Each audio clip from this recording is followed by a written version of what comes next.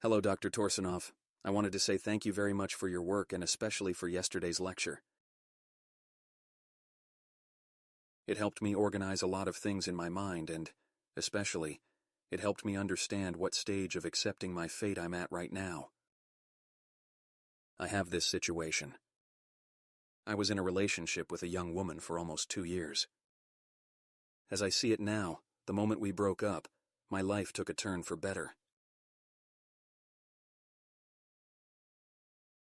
I realized that I relied heavily on her.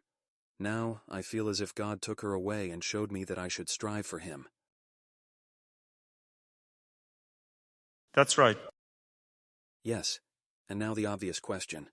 I'm having some doubts because I'm drawn back to that girl.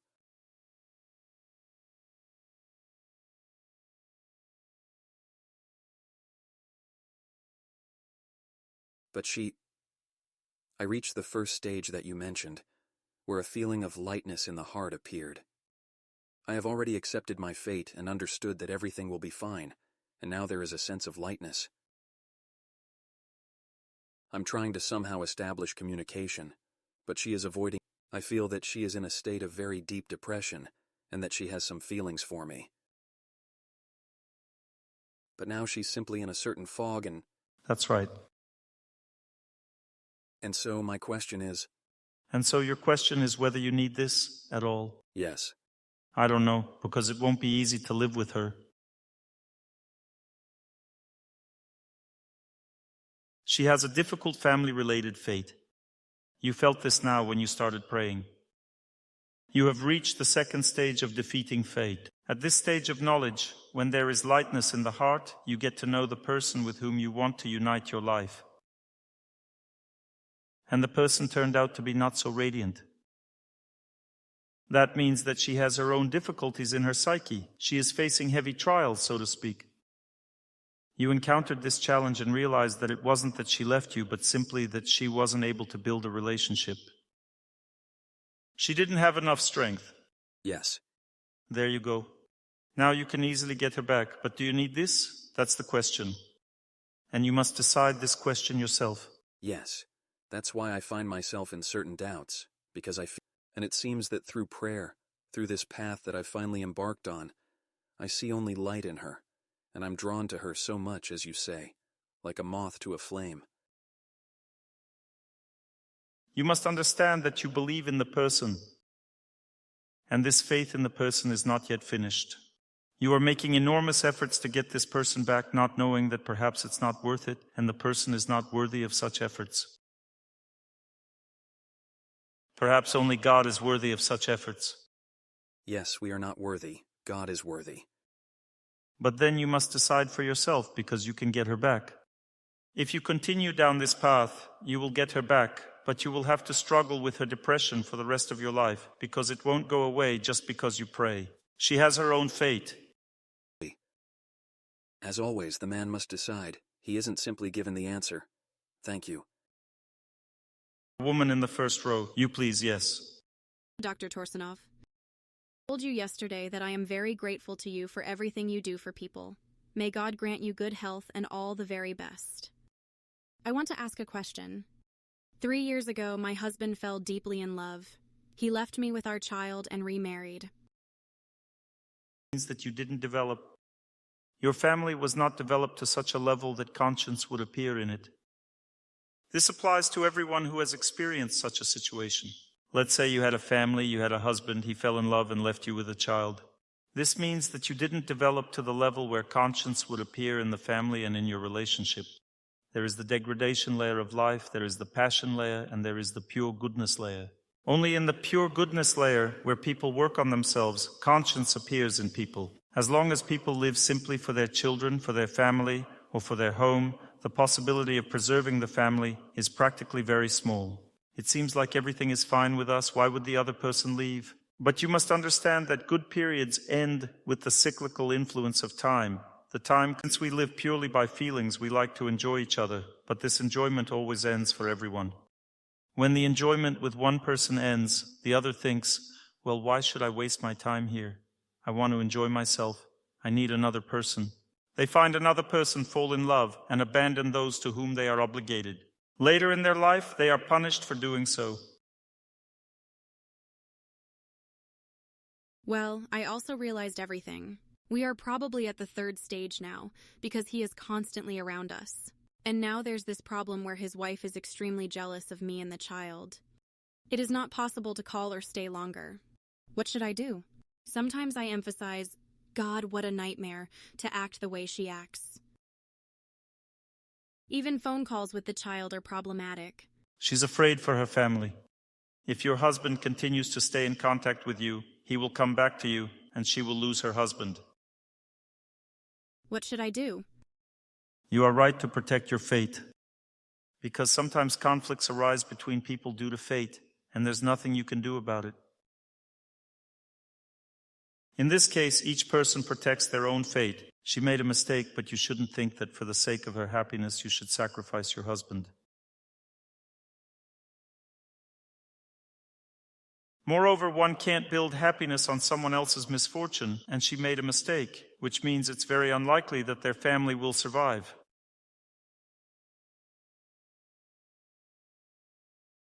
Even if you want to sacrifice your family for her sake, even in that case, it won't last.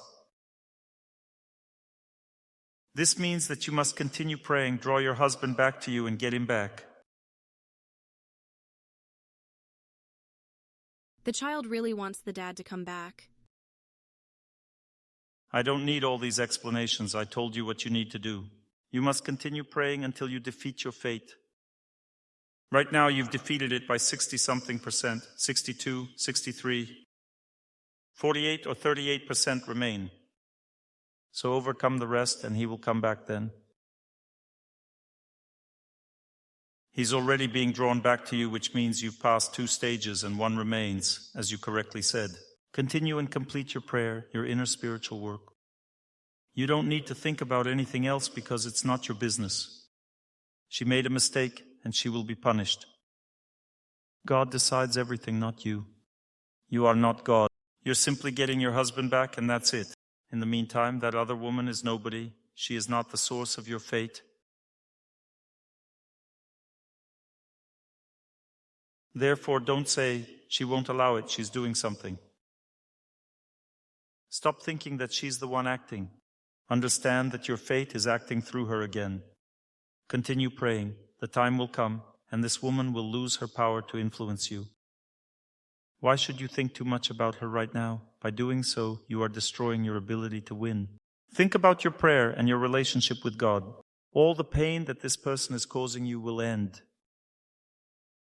The thing is that there are a lot of men around me. If you want another man, then why are you praying? I don't know what I actually want. Look, remember I told you, at the second stage, when a person finishes the second stage of overcoming their fate, God will give this person a temptation and ask, do you really want this? Maybe you need something else. Now you have almost defeated your fate, just like the young man has done. And God asks you, do you really need this? Look, there are other men. One guy has already started courting you, and you're thinking, well, what should I do then, huh? Should I go with this one or that one?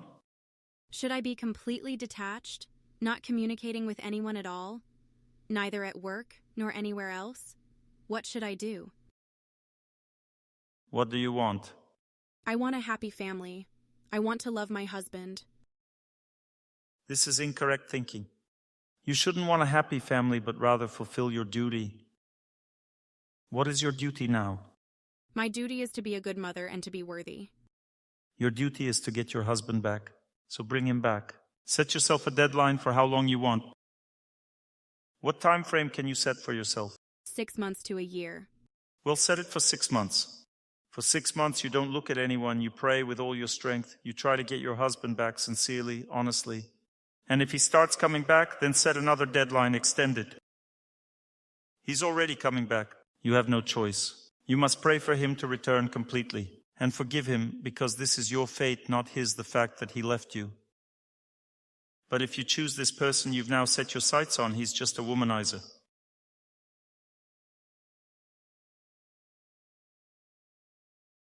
He loves to flirt with women. He will just play around with you and leave you. There won't even be a family with him at all. He'll just play around with you and leave you.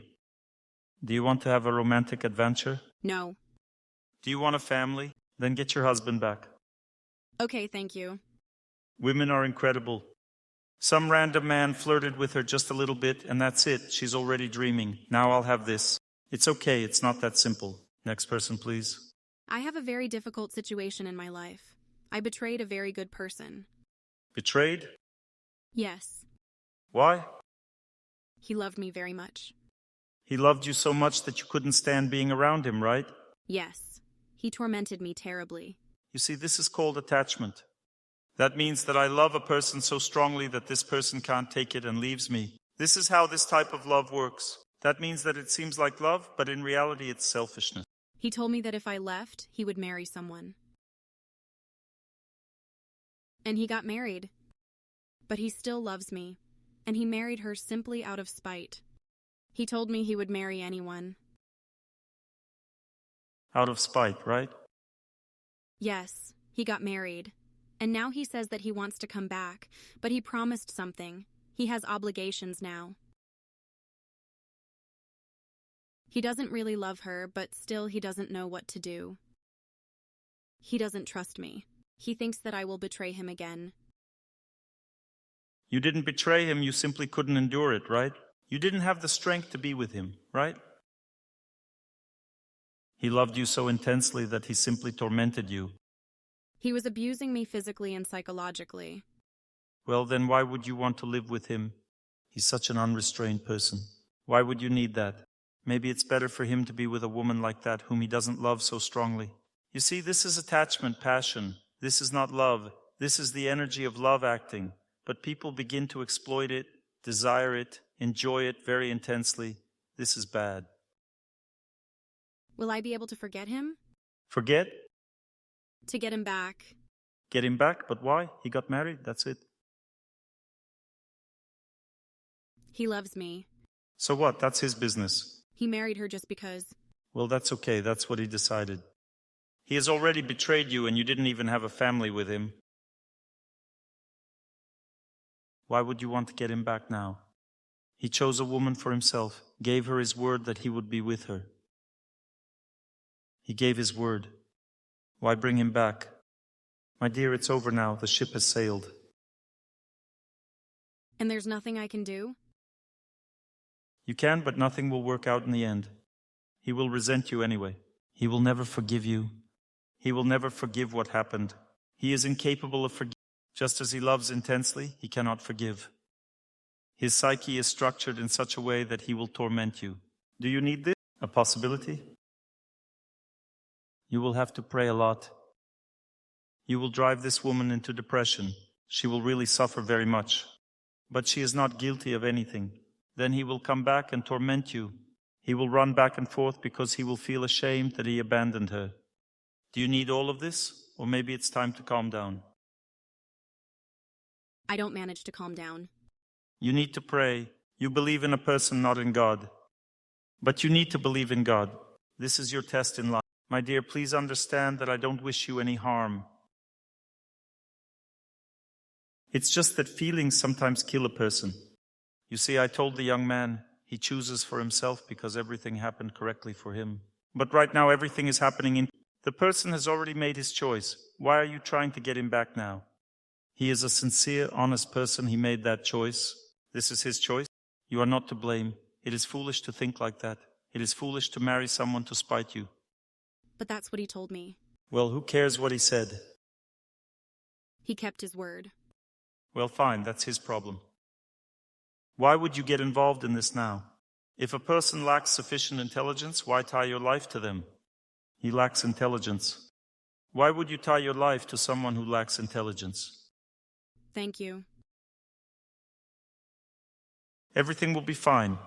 I had the same situation in my life when I had to choose between a person and God. Right now you see 3 questions, and they are all about this choice. God clearly wants me to explore this topic because people often suffer. Stress means that we place a person above God. We start striving for a person. We try to reach them. But in reality, one must strive to reach God. When we reach God, everything becomes clear in our relationship with another person because our hearts. You are now striving for that burning feeling in your heart. You want love and infatuation, you see? This is what you want, not the person. You don't actually know this person. God showed you from the very beginning that there would be no good fate with him.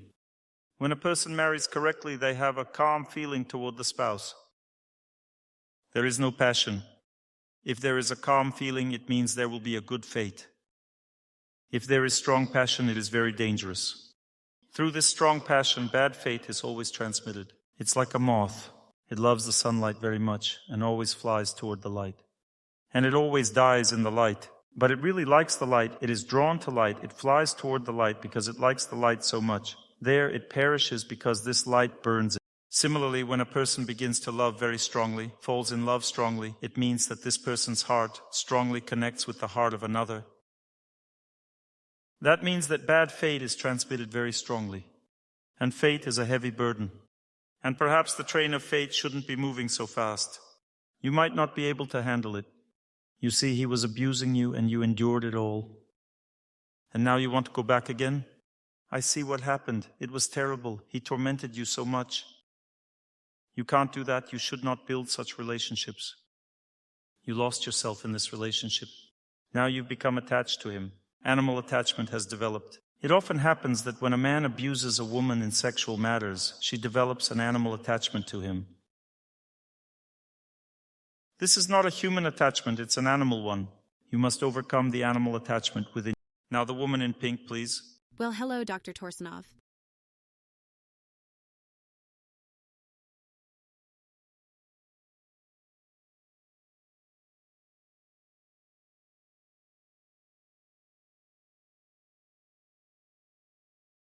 I didn't have any questions at all at the first lecture. There was so much new information at the second lecture that I couldn't formulate a question. I'm listening. I wanted to ask this. Everything in my life is happening basically the way you describe in your lectures. I left my first husband because he wouldn't let me work. I understood how all of this would develop in life. And he was against it. So I left my first husband. Then everything happened just as you said. The next person came along. It was so intense, passionate, boom bang, we got married. And then the rest came. There you go. Well, I'm telling it like it is. It got so terrible that I couldn't take it anymore.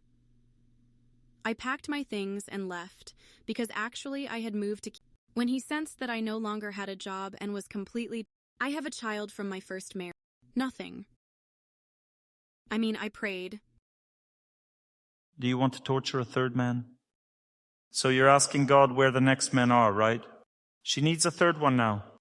God has plenty of men, of course, but the first one doesn't suit her, the second one doesn't suit her. Now she wants the third one. My dear ladies, your psyche is stronger than any man's. Torturing a man is not a problem for you. Your psyche is stronger. Your emotions are very strong. Men are wounded by women's emotions. A man becomes enraged and starts yelling and swearing because of your emotions. When a woman strongly wants personal happiness, she burns with this desire for happiness. The only way out is to think about God. Because if you continue trying to create a family in this state of consciousness, you won't take your time to choose a person because you need it fast. You won't be able to figure the person out. You'll create a family again, and then you'll need a lot of happiness from him, and he can't handle it. Men generally can't handle this. No man right now who could build a relationship with you will be able to withstand your mental pressure and your desire for happiness from him. He won't be able to handle it because you want way too much happiness. The more a person wants happiness from another person, the more suffering they receive. This is how this world works. Let's say I really want family happiness. This means I will stress my close person with this desire of mine. When a woman intensely craves happiness, she stresses her husband. When a man intensely craves happiness from a woman, he stresses. So how do you determine if someone has a bad fate in family life? What does bad fate in family life? It means that people strongly desire personal happiness. This means that they have a bad family fate. There is another variant of bad fate. For example, a lonely woman often wants comfort. She doesn't want to make an effort for a man, but she wants to get married. And this means that she won't get married because she has to choose either comfort, coziness, and peace, or she will have to make efforts in family life. But your situation is different. You want to go into the fire. You're actually going into the fire, flying into the fire. You want more fire. Like a moth that wants fire, you want fire. You want to burn in a relationship with a man again.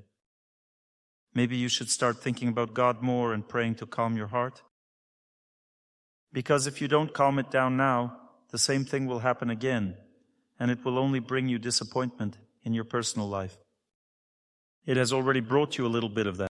Until a person starts believing in God, they cannot create a normal family because their mind is unstable. Placing faith in another person always leads to suffering. When a woman believes in her child, she suffers.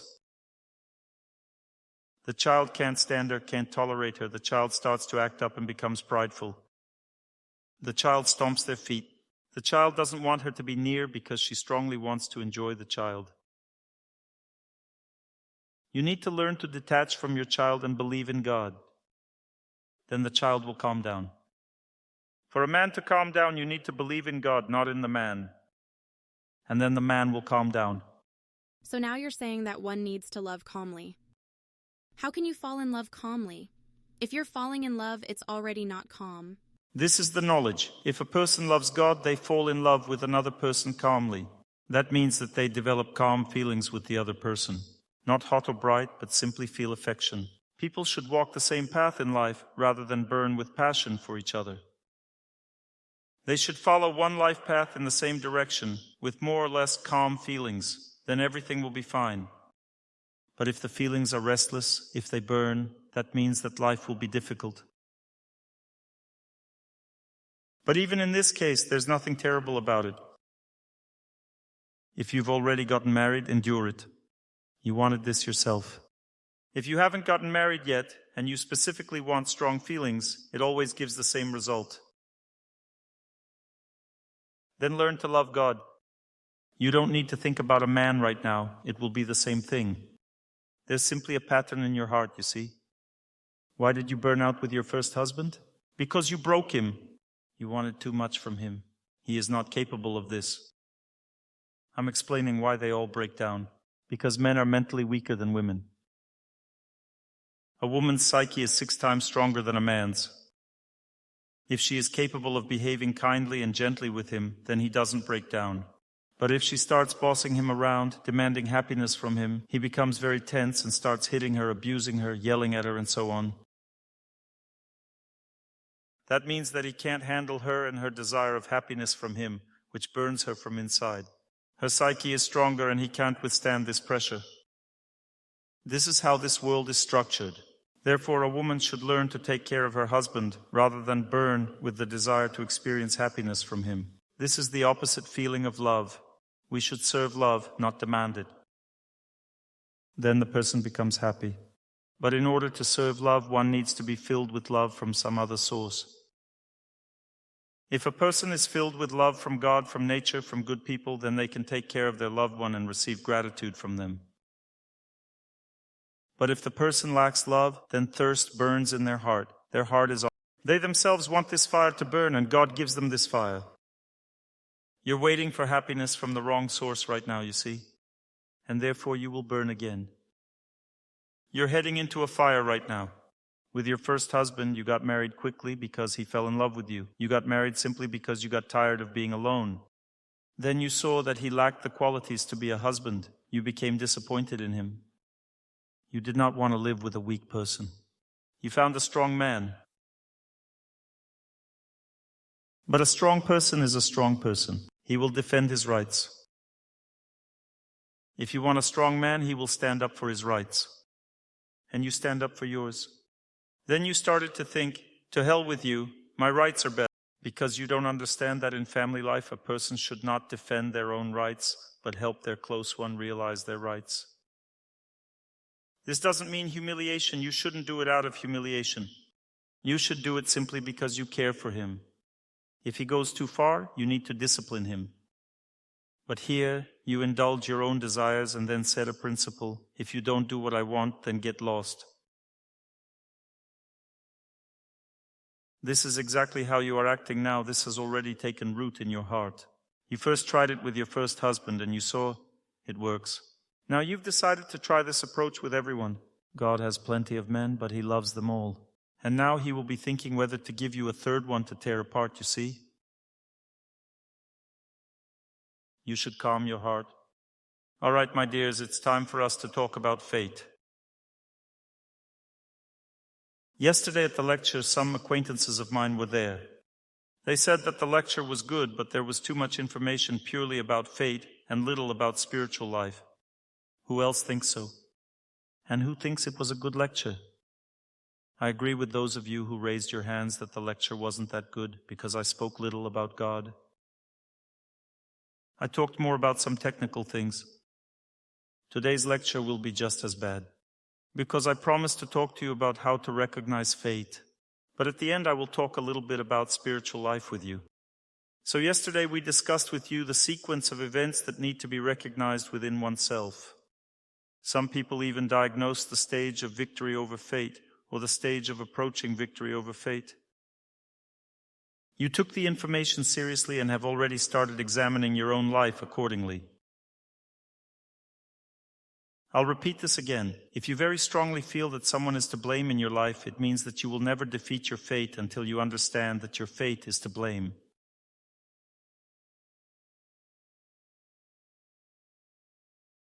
And then that you are to blame.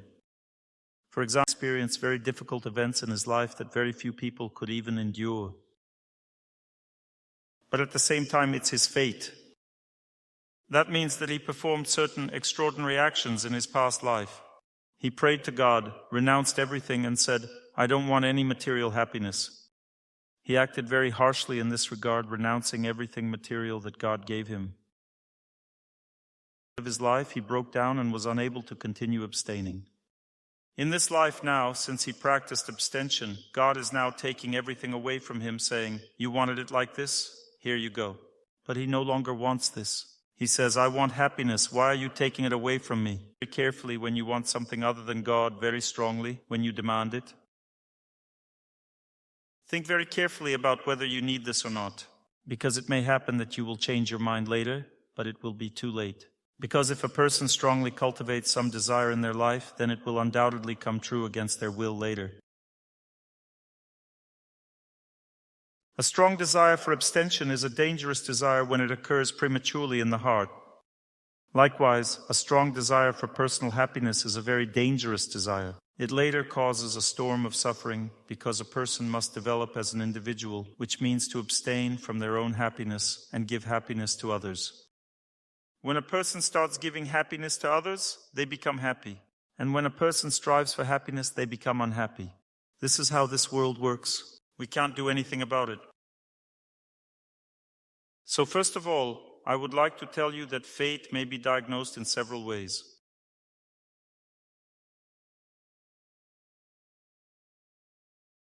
For example, you were born a woman.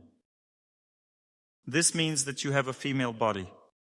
This means that you have a certain fate, which is already diagnosed by the body itself. What kind of fate do you have? Your fate is such that your psyche will be very vulnerable. The main difficulty in your life will be fear, especially fear of changes, of something unstable in life, fear of being unprotected. The female body itself simply gives such a fate. You will feel that you want protection and you want a very gentle, delicate attitude toward yourself. You will expect a very gentle and delicate attitude. You even think that a man should know about this, that he needs to treat you in a very soft, gentle, and delicate way.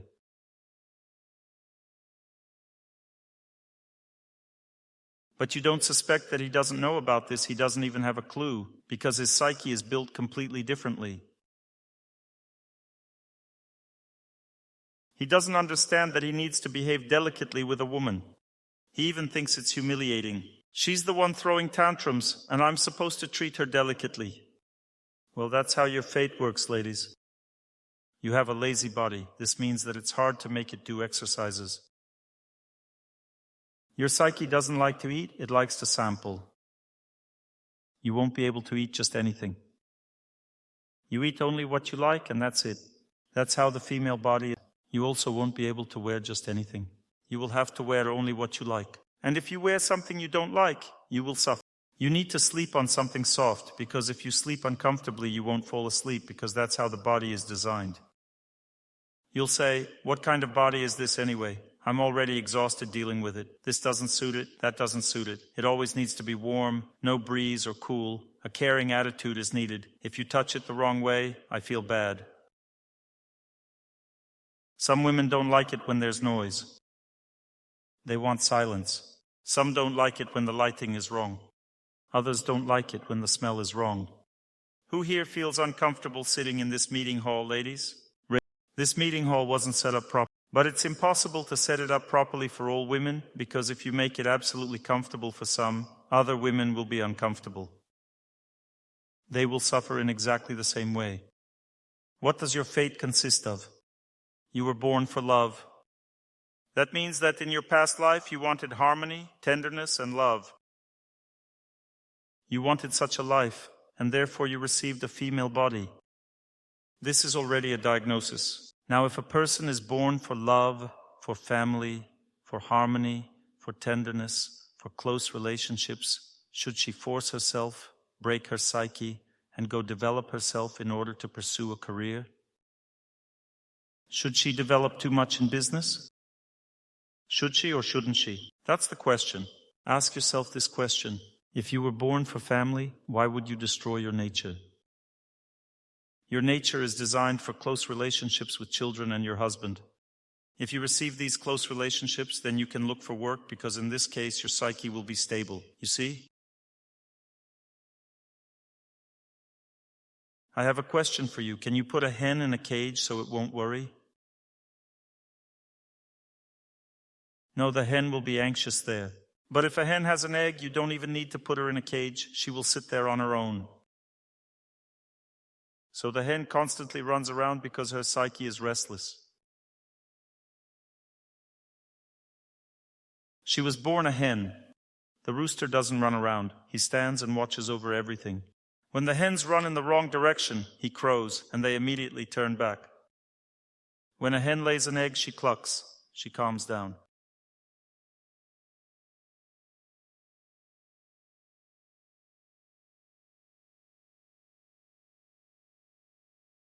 Some women ask me, Dr. Torsunov, I constantly change jobs, one job, then another. I come to work, at first everything's fine, then I get tired, then I get fed up with it, then I leave. Maybe it's not in my nature to work here? I say, it's your nature. She asks, then what's the problem? I say, because you need to get married first. First, the mind needs to calm down. When a woman gets married, the man's psyche becomes tense. He is worried because if something is not right for her, she blames him for everything.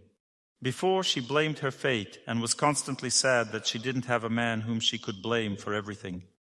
But now a man has appeared, and if anything goes wrong, she's always blaming him. Interestingly, God arranged it so that everyone agrees with this. For example, if there's a scandal in the family, everyone is on the mother's side. The children are on the mother's side. The parents are on the wife's side. Even the dog takes her side, barking at the husband if he argues with her. Even the cockroaches in the house are against the man. Everyone protects women in this world. Then they come to the mentor to find out who is wrong.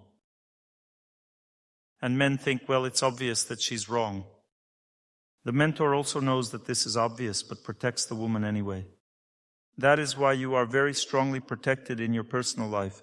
Everyone protects you. And you have a feeling that you're doing everything right and he's doing everything wrong. That is why calmness sets in as a result, and a feeling emerges that everything is fine. She feels that now everything is good in her life. She feels calm.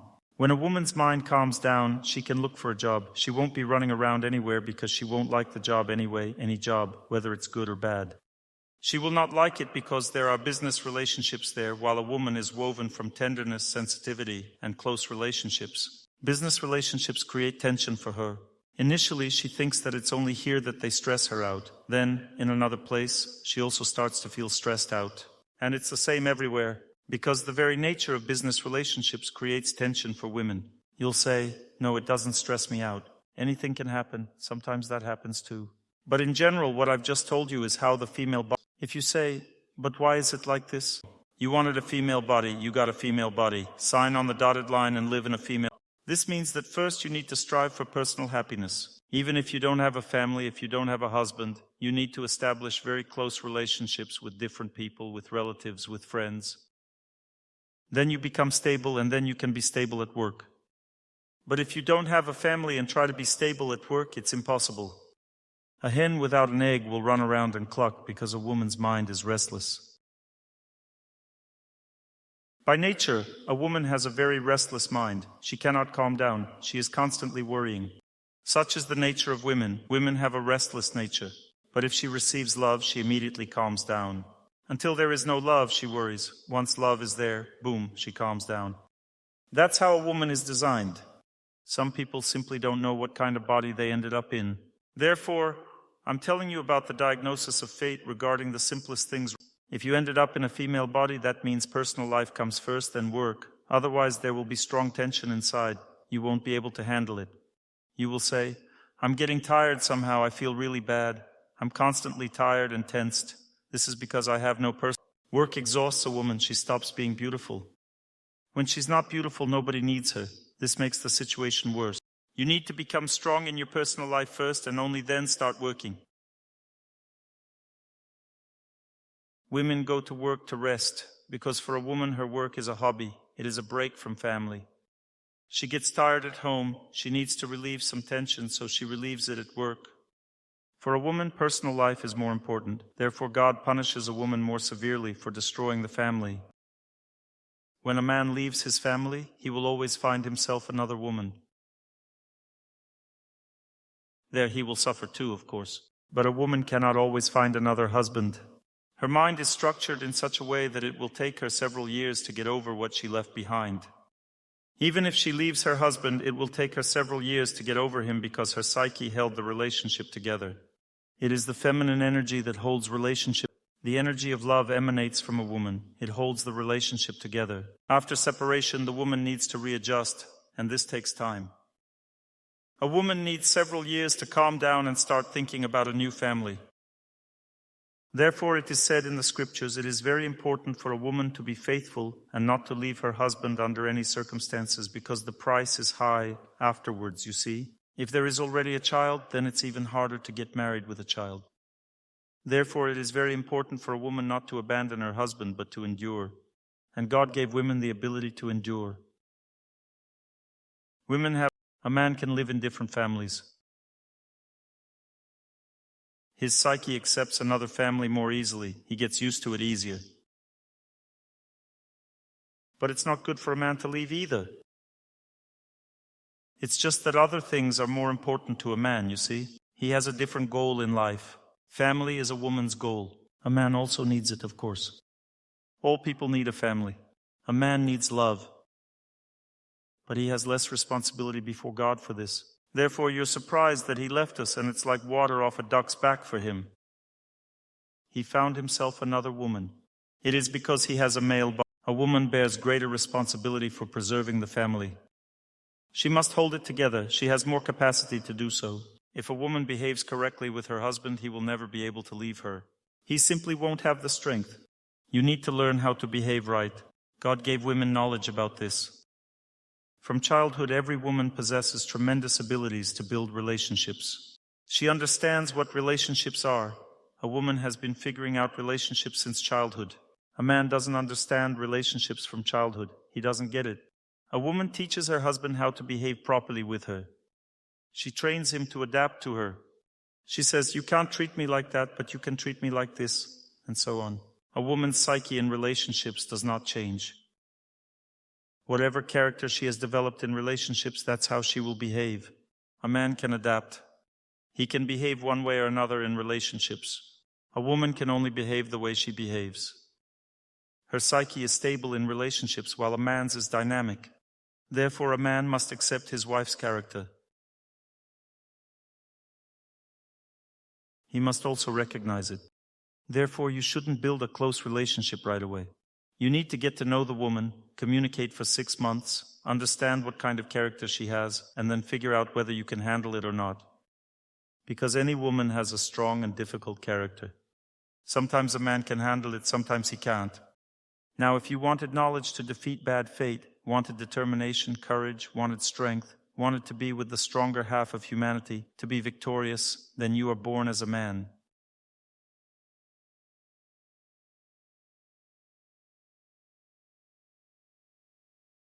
To a man, God gives a body that is not too sensitive, a body that is capable of performing austerities. A man, in principle, may not even get sick at all if he is very ascetic. That is, if he sleeps on a hard surface, practices cold water therapy, goes for runs, or exercises. His body is structured in such a way that it essentially becomes strong and doesn't get sick. The female body is very sensitive, it's always slightly unwell. There's even a joke that a woman has 3 stages of illness. The first stage is sick, the second is very sick, and the third is widowed. That means she tormented her husband until he passed away, and she's still sick. Well, that means that a woman is constantly sickly. This is not just a made-up thing. Indeed, she is sickly by nature because she is very sensitive. But a man is not sickly. A man only gets sick in the ICU and recovers in the morgue. Therefore, women should keep an eye on their husbands if they see that he is overworking himself. They are like beekeepers that watch over the bees. When a bee flies too far for honey, it may die on the way because it is strongly attached to love. It cannot refuse the sweet taste, even if it is already exhausted. In the same way, a man is strongly attached to activity. He cannot distract himself, and he will exhaust himself to the very end until he breaks down. Therefore, a woman should keep watch. If she sees that her husband is breaking down, she must force him to seek medical treatment. This is her. A man has good willpower by nature, good volitional abilities. A woman's intelligence is based on purity. A woman should keep herself pure in life, dress cleanly and behave neatly. She should keep her body clean by washing it every day. She should build pure relationships with people.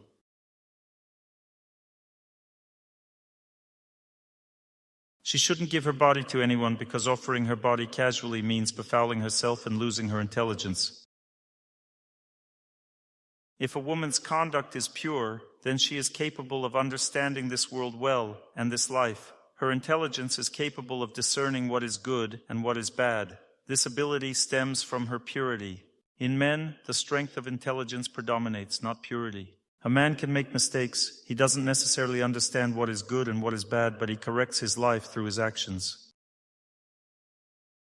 A little boy always tries to do what is not allowed in order to figure everything out. He gets into everything, into every nook and cranny. He does everything the wrong way, because that is his nature, and his parents constantly scold him. He must experience pain or victory himself. That means that he has an active psyche. A woman has a passive psyche. Men have an active psyche. A man has determination and courage by nature. He needs to find his purpose in life.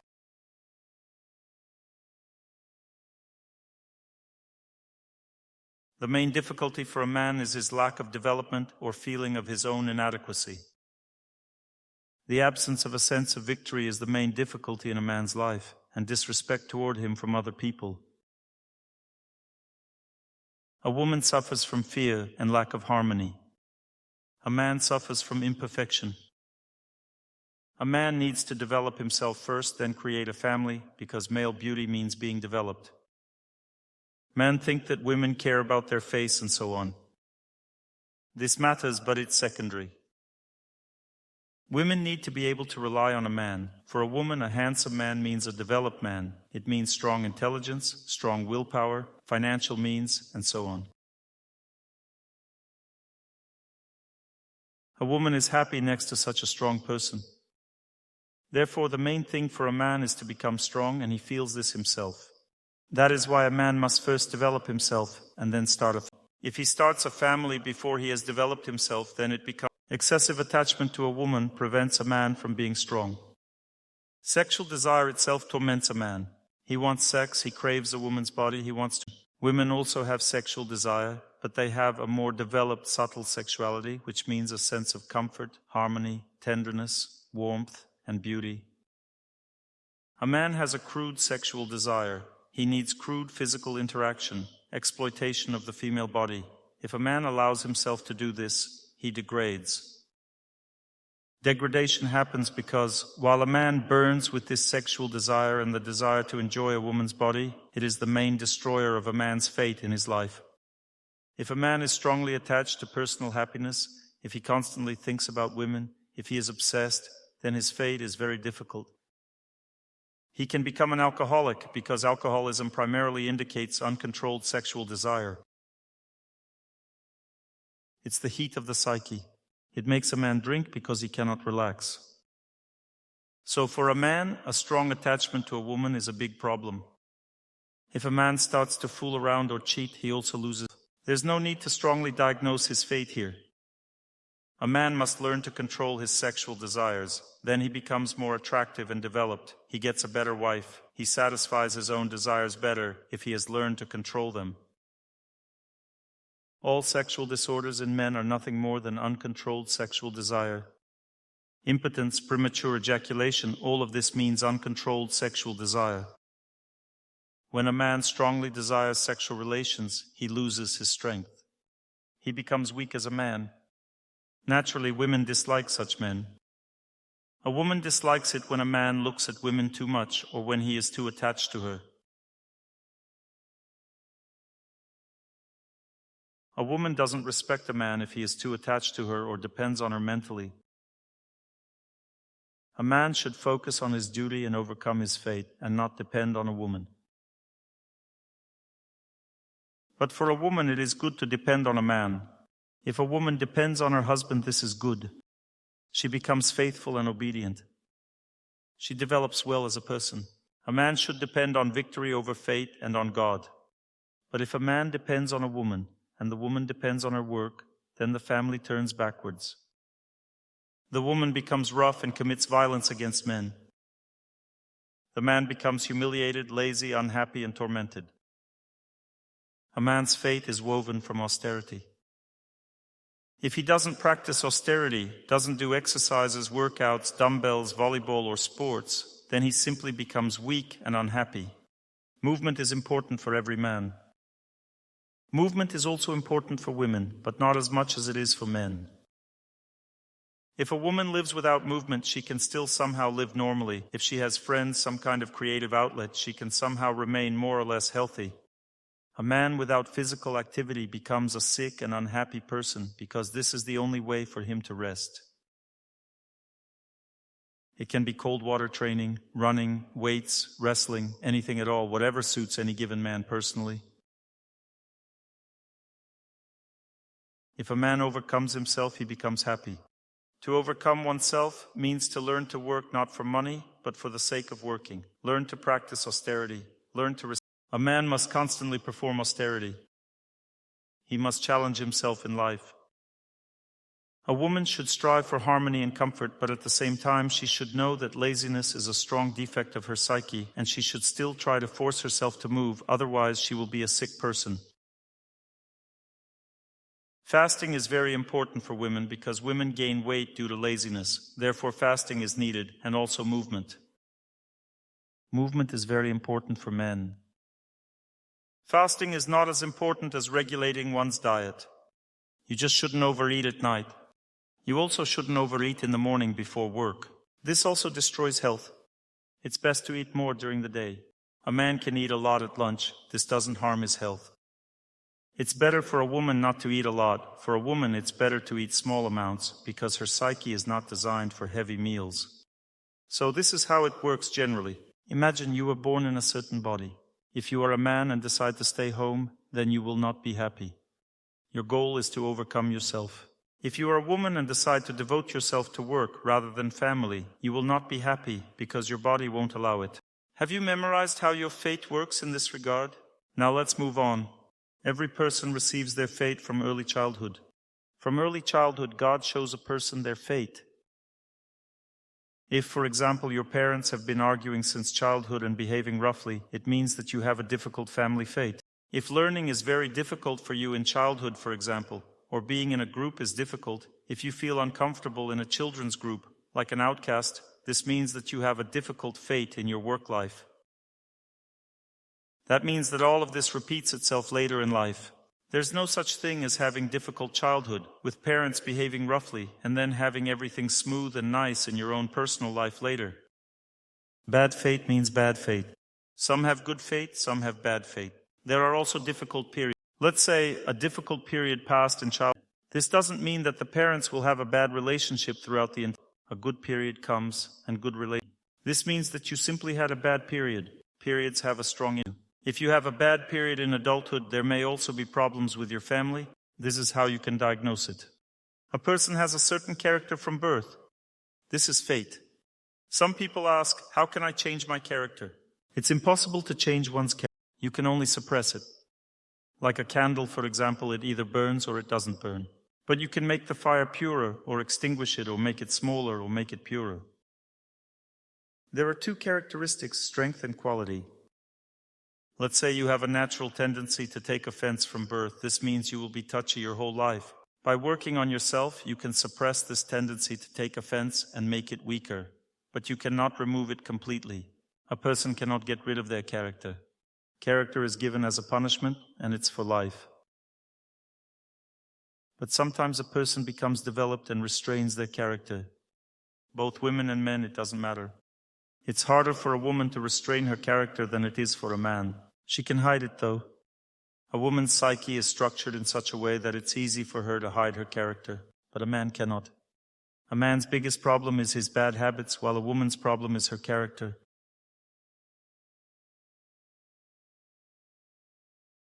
Therefore, a woman should choose a man based on his habits, because it is very difficult for a man to get rid of his habits. A man is locked into his lifestyle, and a woman is locked into her character. She can change her lifestyle just like that. She can easily quit smoking or drinking. She can become completely different. She can even become holy just like that. A woman can easily change her lifestyle. But character, you see, what is character? These are character traits, touchiness, vulnerability, and so on. It's very difficult for a woman to change. It's easy for a man to change his character, but it's very difficult to change his habits. Therefore, a woman should choose a husband based on his habits, while a man should choose a wife. A man always hides his habits in a relationship, while a woman hides her character. Therefore, you need to wait. There are certain things that reveal these.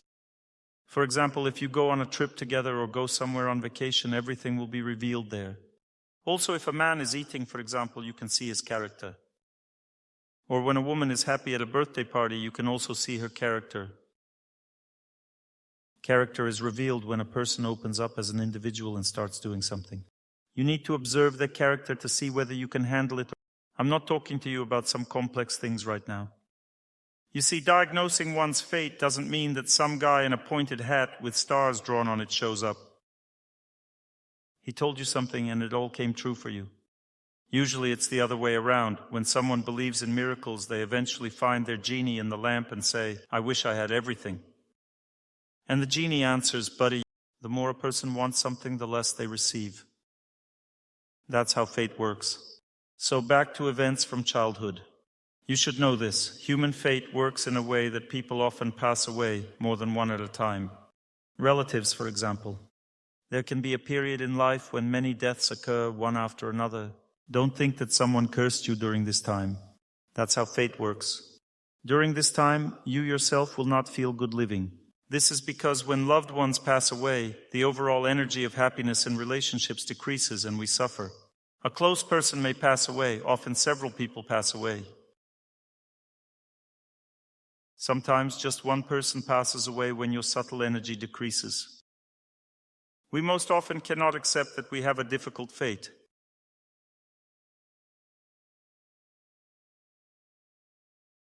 For example, if your parents were fighting and you also fight later in your personal life, you need to accept that you have a difficult fate in your personal life. It is very important to accept this because if you are aware, you behave more carefully with your loved one. You don't assert your rights over them. Some people don't know their own strength. For example, some people don't realize that they have a very strong power to spoil their loved one or to wound them. A person can have a lot of power. This means bad family karma. Some people hurt their loved one in sexual relations. This is also bad fate, but they don't understand this. If you've seen it happen once, seen it happen a second time, you don't need to experiment a third time. You will understand that you carry a difficult fate, and you will be careful with the person in the area where you broke them. For example, young lady, you can break men with your desire and your stubbornness. You have very strong principles which are destroying your personal life. You should never be principled with anyone in personal relationships anymore. You must make concessions, otherwise you will lose that person. You've already proven this to yourself twice. This is how you can check your fate. It doesn't change later in life. It will be the same. It's also important to know that God always gives a person two sides of the same coin in life. Imagine you liked a man. You want someone tall and handsome, right? You will get a man who is tall but unattractive, or a man who is attractive but not tall. If you got a tall and unattractive man, you feel that he's unattractive and doesn't suit you. Then next time, it's not that you get a man who is tall and handsome, but rather a handsome man who isn't tall. It will always be like this. If you get a second person after the first one, they will be the opposite of the first. Imagine, for example, you got a strict and very strong husband, but he is rough and he torments you. If you don't accept him as he is, and if you leave him, then the next man God gives you will be weak, kind, and lazy. You should not think that he will be weak, kind, and hard. People often want things that don't exist, you see? Don't try to find a holy person. A holy person is both strong and kind. A holy person is both relaxed and hardworking. He is both gentle and strict. This is a sign of a holy person, and holy people usually don't get married. They live in monasteries. Therefore, don't count on finding one. It's impossible to find a holy person in your personal life. Every person who wants to get married is not a holy person. This means that there will definitely be suffering. So if you left someone, know that you will definitely be punished. Some people think that they've found someone for themselves and that they won't face it. If you find someone for yourself, a passionate love begins at first. If you can't find anyone, then make amends.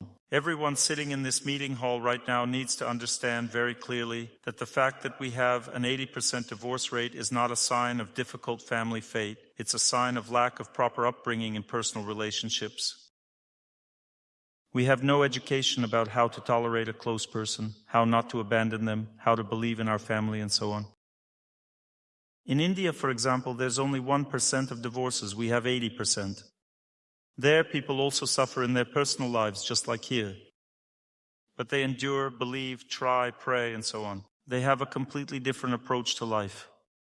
They are more educated in personal life than we are. They have proper upbringing from childhood.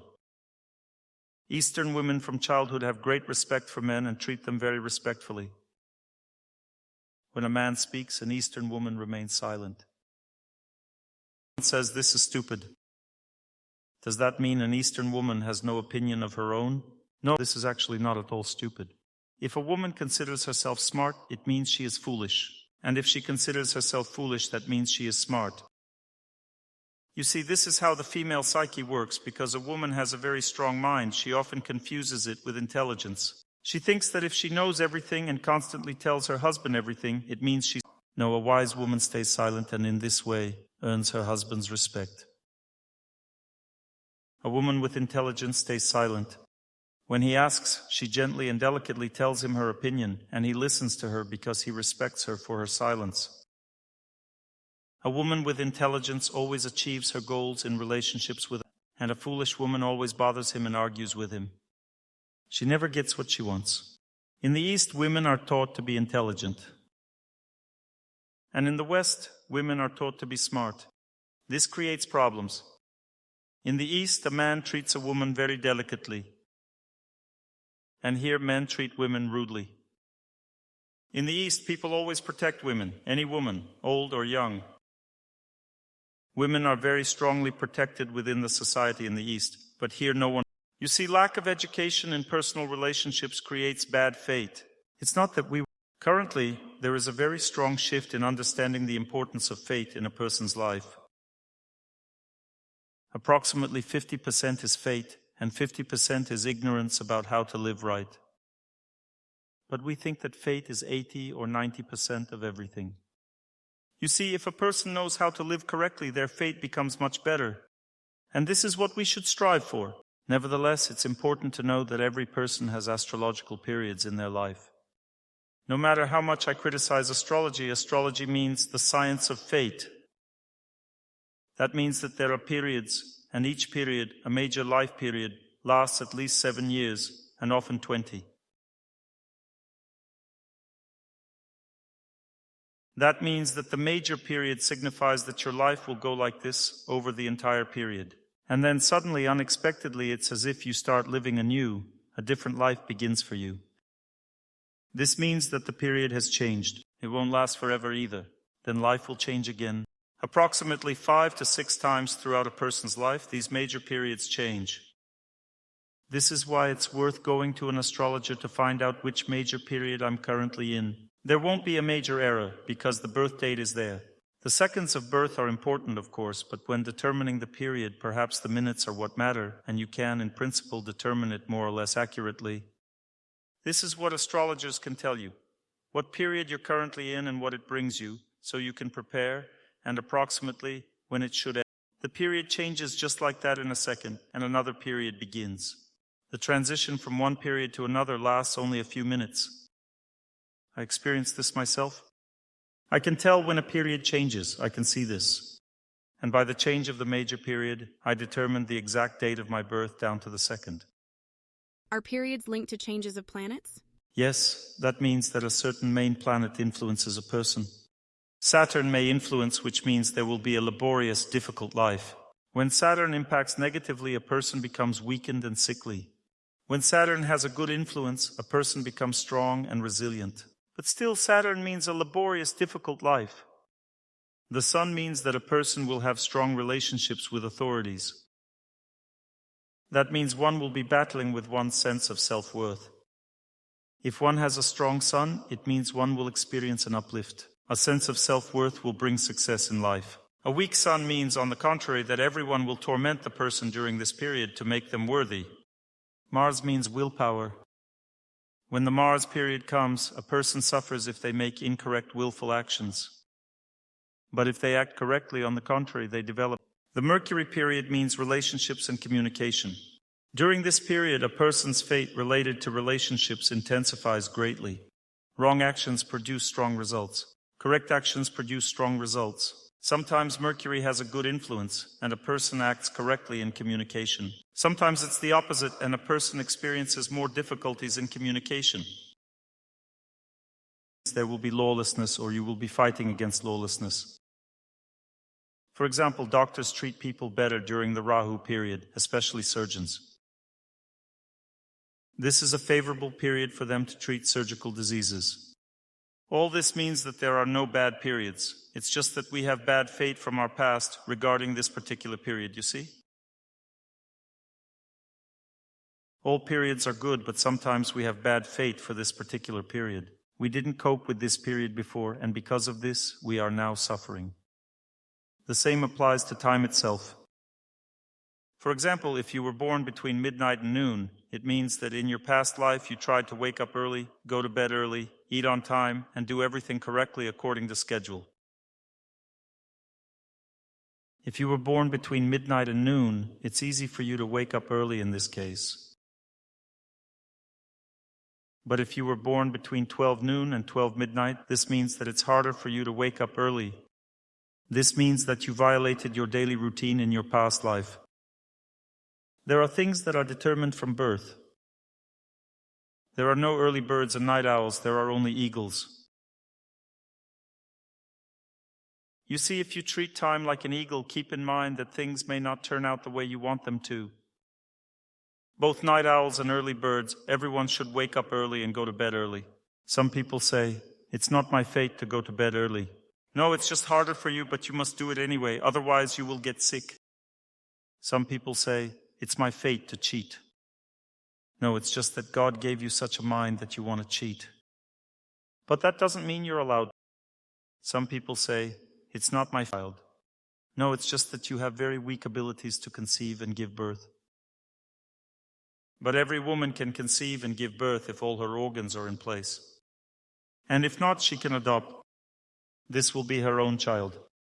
Some women act foolishly. They try to give birth and keep trying for many years instead of taking a child and raising that child. Let this be your child. God will give you a child right about your fate. And then, as soon as you take a child, your hormones conceive. It is approximately twice as easy for a woman to conceive a child if she already has a small one else's. When you raise a child, the mere fact of carrying a child and resemblance does not mean kinship. Kinship means how much effort you have invested in a close relationship. You consider your husband to be family, right? You don't have to conceive him in order to live with him. In the same way, if a child has been raised by you since childhood, this is your own child. But people foolishly consider that child someone else's despite having invested so much. The child says, "Mom, you are my real mother, I know for sure, and the one who abandoned me is not my real." This is true. Therefore, don't attach great importance to whether a person came from you or not. Focus on your desire to raise, nurture, and develop them. If a woman cannot conceive a child, then two things need to be done. The first is a healthy lifestyle, which means jogging, static exercises, and fasting. More contact with nature, more vegetables that grow above the ground, more milk. These are the products that help a woman conceive. You need to know that if your batteries are drained, you won't be able to conceive a child. After 35 years of age, all infertile women simply lack a healthy lifestyle to conceive. They torture their reproductive organs with hormones and all sorts of different treatment schemes.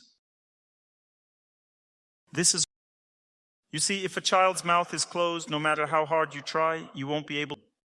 If the body is not ready to receive healing energy, then it needs to be recharged. If the batteries are drained, there will be no conception.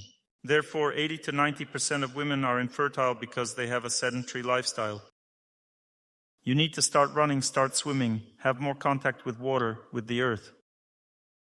Eat more greens, vegetables that grow on the ground, zucchini, pumpkin, squash. Eat more dairy products. Eat less junk food like chocolate and marmalade. You will be able to conceive. Most often, a man's inability to conceive, his infertility, is because of overheat. This is from excessive desire for sex and from vanity. For a man to conceive, he needs to eat raw roots. Roots especially increase a man's ability to conceive. Ginseng root helps a lot in this regard.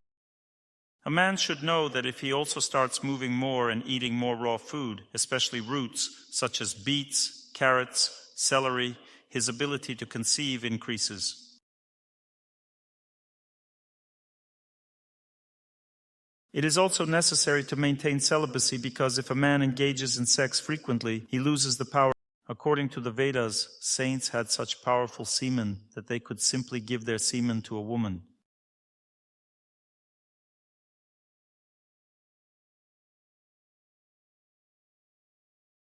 The contact of this semen with her body, you understand what kind of contact, not that it lands on her head. The contact of the semen with her body during any period of the cycle leads to conception.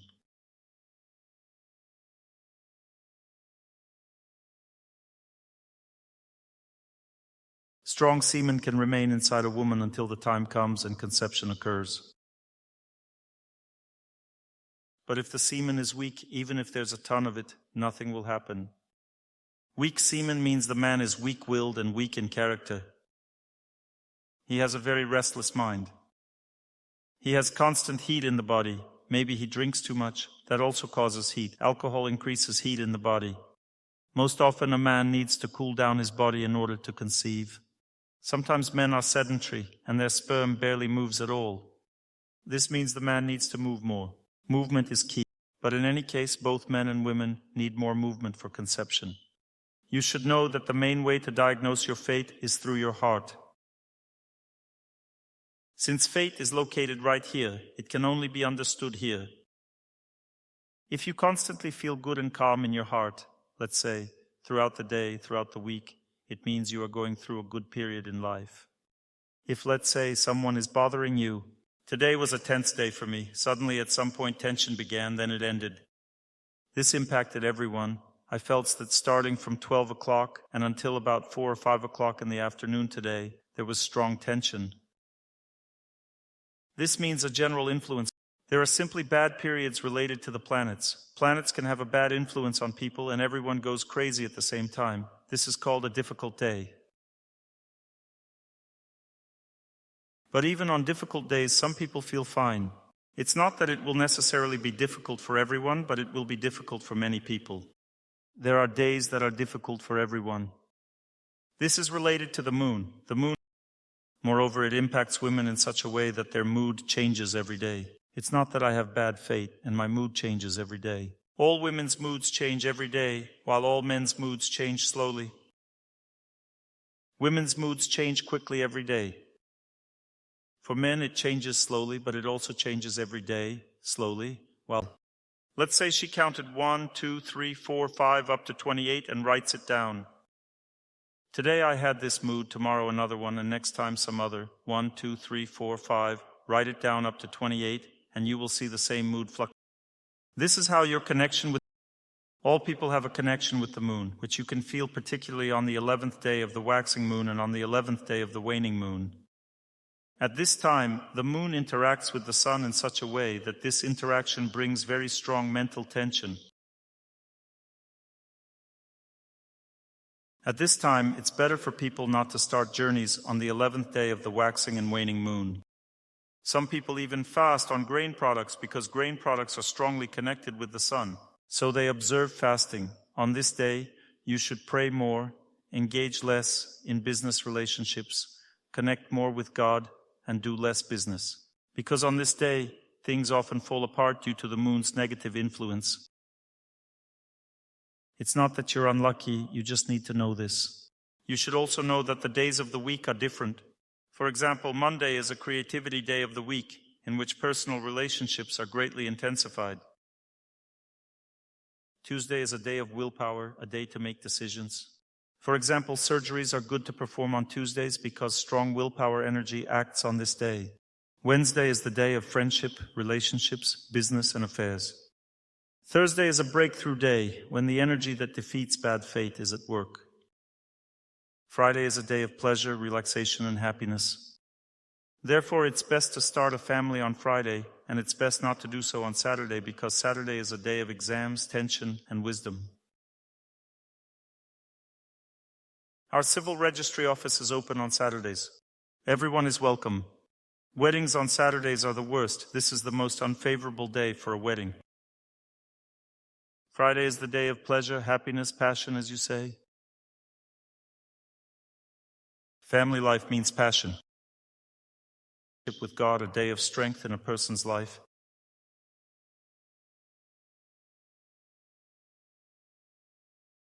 Building a relationship with God, not simply chilling. In your heart, that means you are going through a hard period in life. You need to devote more time to prayer. With your husband is cooling down. That coldness has set in. It's not that he's a jerk who doesn't love you. It's just bad fate at work. People don't control fate. Fate controls people. Observe your fate. You may notice that your husband has cooled off. Put more effort into the relationship. But you don't feel like it at that time. You think, he's such a jerk, he doesn't love me at all and doesn't even look at me. That's just how fate works, actually. It doesn't let him enjoy you, and that's why he's looking for happiness elsewhere. You need to do the opposite. Despite this influence, try to pay more attention to him during this time. What does fate do? It hypnotizes a person, you see. Let's say your husband stopped paying attention to you. You think, fine, he can go wherever he wants. And he actually goes wherever he wants at that time. Hypnotizing you, and you help it make a mess of your life. But you must always act contrary to this desire. Don't indulge your desires because fate acts through desire. Remember that cowboy who was caught and tied to a tree. So he thinks, what kind of fate do I have? What kind of fate? So he asks his inner voice, he asks his heart. Tells him, everything will be fine. You have good fate. Says, don't worry, stay still. They've already forgotten about you. The Indian with the biggest feathers, he called him over, spit in his face. He spat in his face. Well, bad fate upon ourselves through our own behavior. who had a fight with his wife. A wise person told him, "Today you must not call her to sort things out with her, because it's a very unfavorable day. You can destroy your family." The man said, "I can't, I have to call her." He went ahead and called her and had a terrible fight, destroying everything. She told him, "That's it, I'm filing for divorce. You definitely can't talk to her, right?" And she never came back to him. It's funny, but that's life, you see. Therefore, the best way to control one's fate is to control one's desires. Try to understand this. Fate acts through desire. We always want what we shouldn't want. This applies to every day of our lives. For example, we always want to sleep in longer, but we need to get up earlier. That's how fate works. It always acts toward destruction. You always want to stuff yourself late in the evening, but on the contrary, you should try to eat less.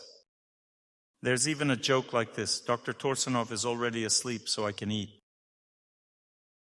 But it doesn't change anything. You have your own. We always want to grieve, but instead. We want to be nervous, but we sort things out, but we must endure instead. We don't want to apologize, but we must apologize. We want to go to bed later, but we must go to bed earlier. We want to have lunch later, but we should have lunch earlier. Lunch should be from 11 to 1, but we want to have lunch at 3 or 4 o'clock. Correct thinking. You want to watch TV in the evening, but on the contrary, you shouldn't watch it because not watch all sorts of nonsense. This is because in the evening the influence of spirits on a person increases and the person becomes weaker. At this time you shouldn't watch horror movies and all kinds of chases or shootings, because at this time you increase contact with spirits.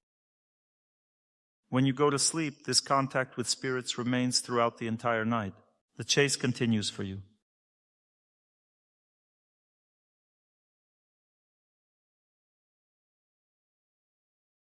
You can listen to my lectures, for example. I have all kinds of lectures. Some sound like detective stories. You see, fate forces us to suffer, but we must use knowledge to resist this. This is very important to understand. Some people say, "I'm a free person, I do whatever I want." If you do whatever you want, you are a slave to your fate.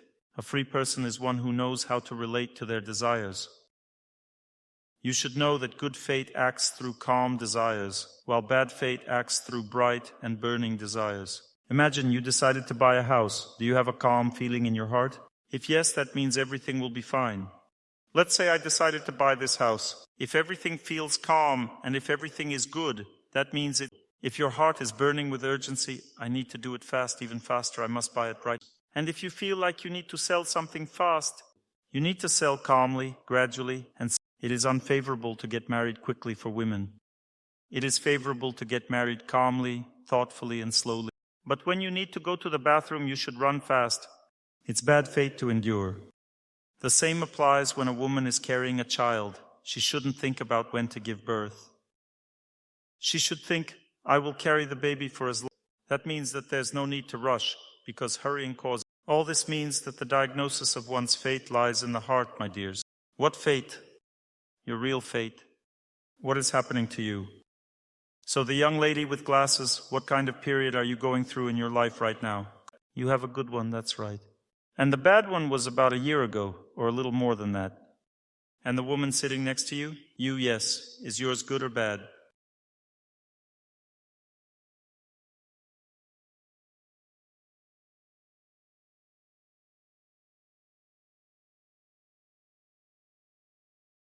You're going through a difficult period right now. It's a difficult period. This is felt in the heart. There's no need to juggle with astrological terms. I am now teaching you to listen to your heart. Are you going through a good, easy, or difficult period right now, young lady? That means that if you do everything right, it will be good. And what period are you going through? Bad, related to health. A difficult period is coming. This is very dangerous. You are going through a difficult period related to your health. If you don't start moving, fasting, and doing standing pose, you will become serious. It's very important to feel this within yourself. When you feel weakness in the heart, or feel unwell, as if you are getting tired, this means a difficult period related to health. If you feel that you lack happiness in your relationships, if you feel bad, lonely, or empty, it means a difficult period related to relationships.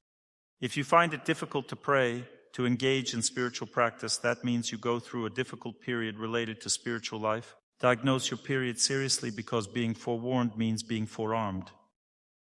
Victory comes from being armed with knowledge. You must be armed with knowledge.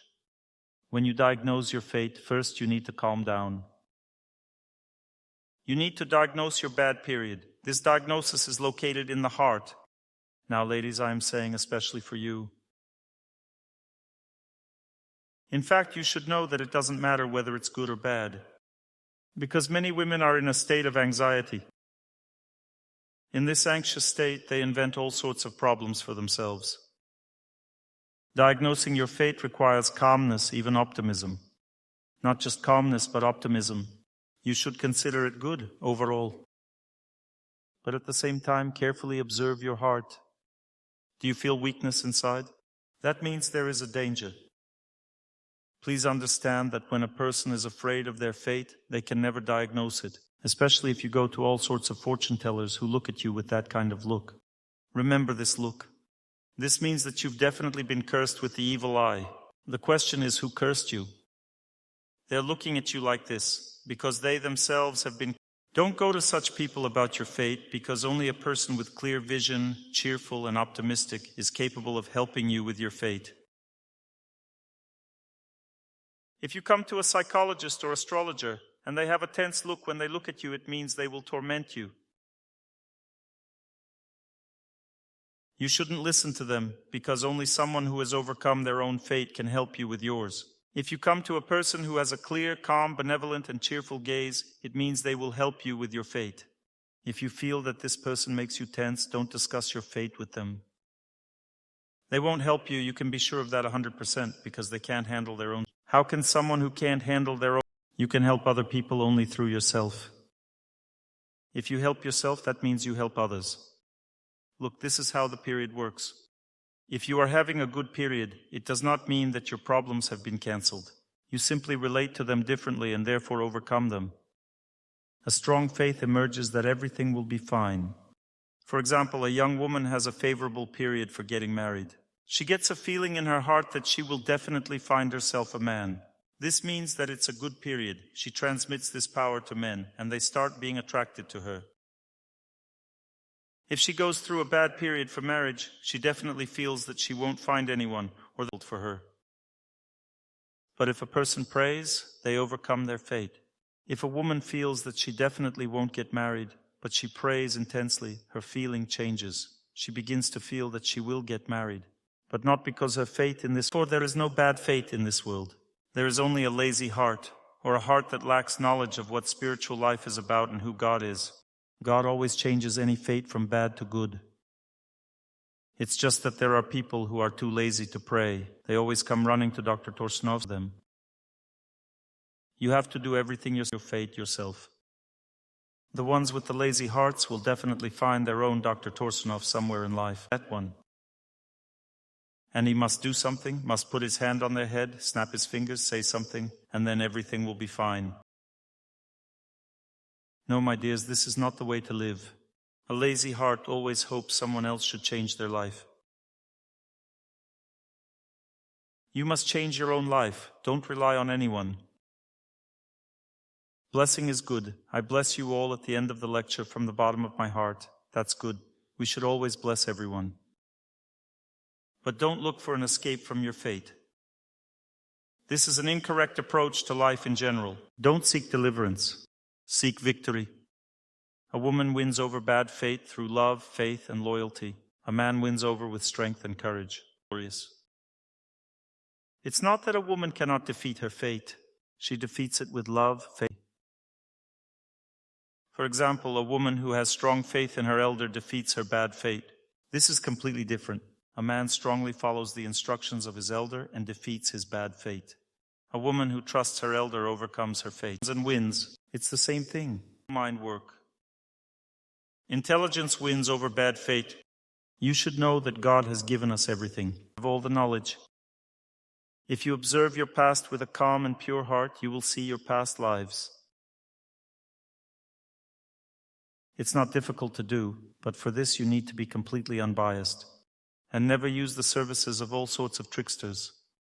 For example, if someone comes to you and says, "Let's breathe rapidly, and then you will see your past lives," it's a trick. It attracts spirits. If you, for example, breathe rapidly and your entire psyche weakens, since you had a desire to see past lives, a spirit enters this weakened psyche. The spirit shows you not your past lives, but its own lives. In this condition, you begin to confuse yourself with it and become. Do you understand how the system works? You shouldn't artificially desire something. You don't need to go and ask about your fate. You are the master of your fate. You can. It's all a scam. If they show you during the most difficult period, let me tell you something now. Imagine I tell you, go over there and you'll find $1,000. Will you believe it? Where to go? You already believed it, didn't you? You already believed it. Well then, let's all go looking for $1,000. You see, my dears, you can't buy something valuable. Some women think that you need a man and he's yours. You can't. To get a good man, you need to be worthy of him. Therefore, in ancient culture, girls from the age of 5 performed austerities in order to marry a good man. And they married only good men because they did this. They performed austerities in order to get married. Austerities give a person opportunities. This is what the path is about. Seeing your past lives does not at all mean that. An elder can give you a hint, that is true. But if you think that you went somewhere, paid money, and boom, somebody revealed your past lives simply for money, this is nonsense. You can't. Past lives can come to a person in their dream. If one can recognize this dream as a past life, there is a possibility that it is indeed a past life, but it's not certain. One must learn to distinguish dreams. There are different realities in dreams. One must learn to recognize them. When a person is a specialist in this, only then can they determine it. But often spirits come in dreams and they can also show something. If a person decides that what they saw in their dream was their past life, they become attached to this overvalued idea. In this case, they become mentally ill. There is a difference between spirits and past lives. When a person sees a past life, they see it in a clear, calm state of consciousness. They experience it, but this experience is light and calm. If spirits come, they begin to evoke passions and disturbances in the heart. They are very attached and they wish to make us strongly attached to these events. You see, everything calm and pure in the heart is true, and everything passionate and intense is false. If a person strongly wants to see their past lives, it means they most likely won't see these. Spirits will take advantage of this. If God wants to show you something for a reason, it is different. For example, I told you yesterday about a woman who strongly asked, "Why was I abandoned like this?" God showed her. Because whenever we see something in a dream or in our heart, there are always only two options. Either it is God or spirits working. Remember this. Memory either comes from God or from other living beings who interfere in our life because we strongly want to get everything cheaply in life. If you want to learn something the cheap way, spirits will show you, and you will become attached to them and become, in quotation marks, spiritualized. Next come mental disorders. It's already the next stage. Both spirits and past lives can appear in dreams. Here's how to recognize it. If a child calmly tells something and they are calm, it's most likely a past life in 90% of cases. If a child is strongly impressed and tells a story emotionally, then most likely these are spirits. Fears come from spirits. A person's past life doesn't frighten them, it teaches. Protection comes from prayer, from a blessed space. If there is no alcohol in the room, this is protection. No smoking, this is protection. Icons are hanging, protection. Sacred fire is burning, protection. Spiritual music is playing, protection. All of this is protection. Everything that is connected with sin destroys protection. You see, one must study one's own heart. Strong desires always confuse a person. If you want something badly, most often you will not receive knowledge about it. For example, if you really want to learn about past lives, it means you're not meant to know about it. But if you simply want to understand something, God can show it himself. If you strongly want to get married, it means you're not meant to get married. If you calm down and simply want to love people, then it's a sign that it's meant to be. So how can you tell that you'll get married soon? There are two signs. First, my heart has calmed down. I don't want to get married so strongly anymore. But at the same time, I really want to love people. That means you'll get married. That's it. That's how you diagnose it. And if my heart is burning and aching, if I desperately want to get married and I'm crying, it means it's... Through prayer, one can become victorious, calm down, and get married. This is already called defeating one's fate. If a man strongly wants a good job, that means he has an unfavorable period. And if it's favorable, he strongly wants to work. He has a desire in his heart to work, to give his labor to everyone, and he easily gets a good job. He says, I didn't even want it myself. I never wanted to get an opportunity to work as a doctor somewhere. I always only wanted to heal, and I always had work. I never had a situation where I needed patience. Since my student days, I simply wanted to heal everyone, and that's it. I would come to people and ask, who needs help? Everyone would look at me. Well, they smiled because I was only 21 years old. I was young. Everyone laughed at me. I helped as best I could. People liked it. They were saying, come back next time. I would come and always help. I like to help people. I never had a situation where I needed to work as a doctor somewhere. I had a strong desire to get married. I had a strong desire for love and happiness. I constantly thought about it and dreamt of it. I would repeat, I want love, and I always had a difficult family fate because of this. But I overcame it. You see, every person has obstacles in life. For example, I always wanted to have a lot of knowledge, and therefore it was always difficult for me to study. I was burning up from this desire to have knowledge, and therefore couldn't remember anything. I was getting exhausted from studying. I studied hard, but I couldn't remember anything. And those people who simply studied calmly, who had no desire but simply studied, they learned everything calmly and they remembered everything. You see, there is bad fate, there is good fate. But I always had a calm feeling toward austerity practices. I always enjoyed doing practices like cold water training. I was up for any challenge except for fasting. I didn't like fasting, but I got to that point too, trying to force myself to fast as well. But there are people who cannot.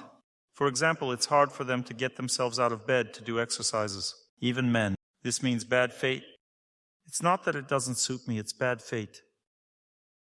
It's interesting to know certain things when it comes to exercises. Look, I have a tense body, and it's very difficult for me to do static exercises. But this is exactly what will heal me. However, you must start with dynamic exercises. If it's hard for me to do static exercises, that means that this is what will heal me. For example, if someone has problems with joints and can't walk, they shouldn't walk at first, they need to stand. But walking is precisely what will heal. What is difficult for you to do is what is most important for you in life. If you find your personal life difficult, that means you should invest in it. But don't start with your personal life. If it's difficult for you in your personal life, start by avoid it at first, build up your strength, then tackle it. One man was treacherously deprived of his kingdom. Still, he miraculously survived and was hiding in the poor districts of the country.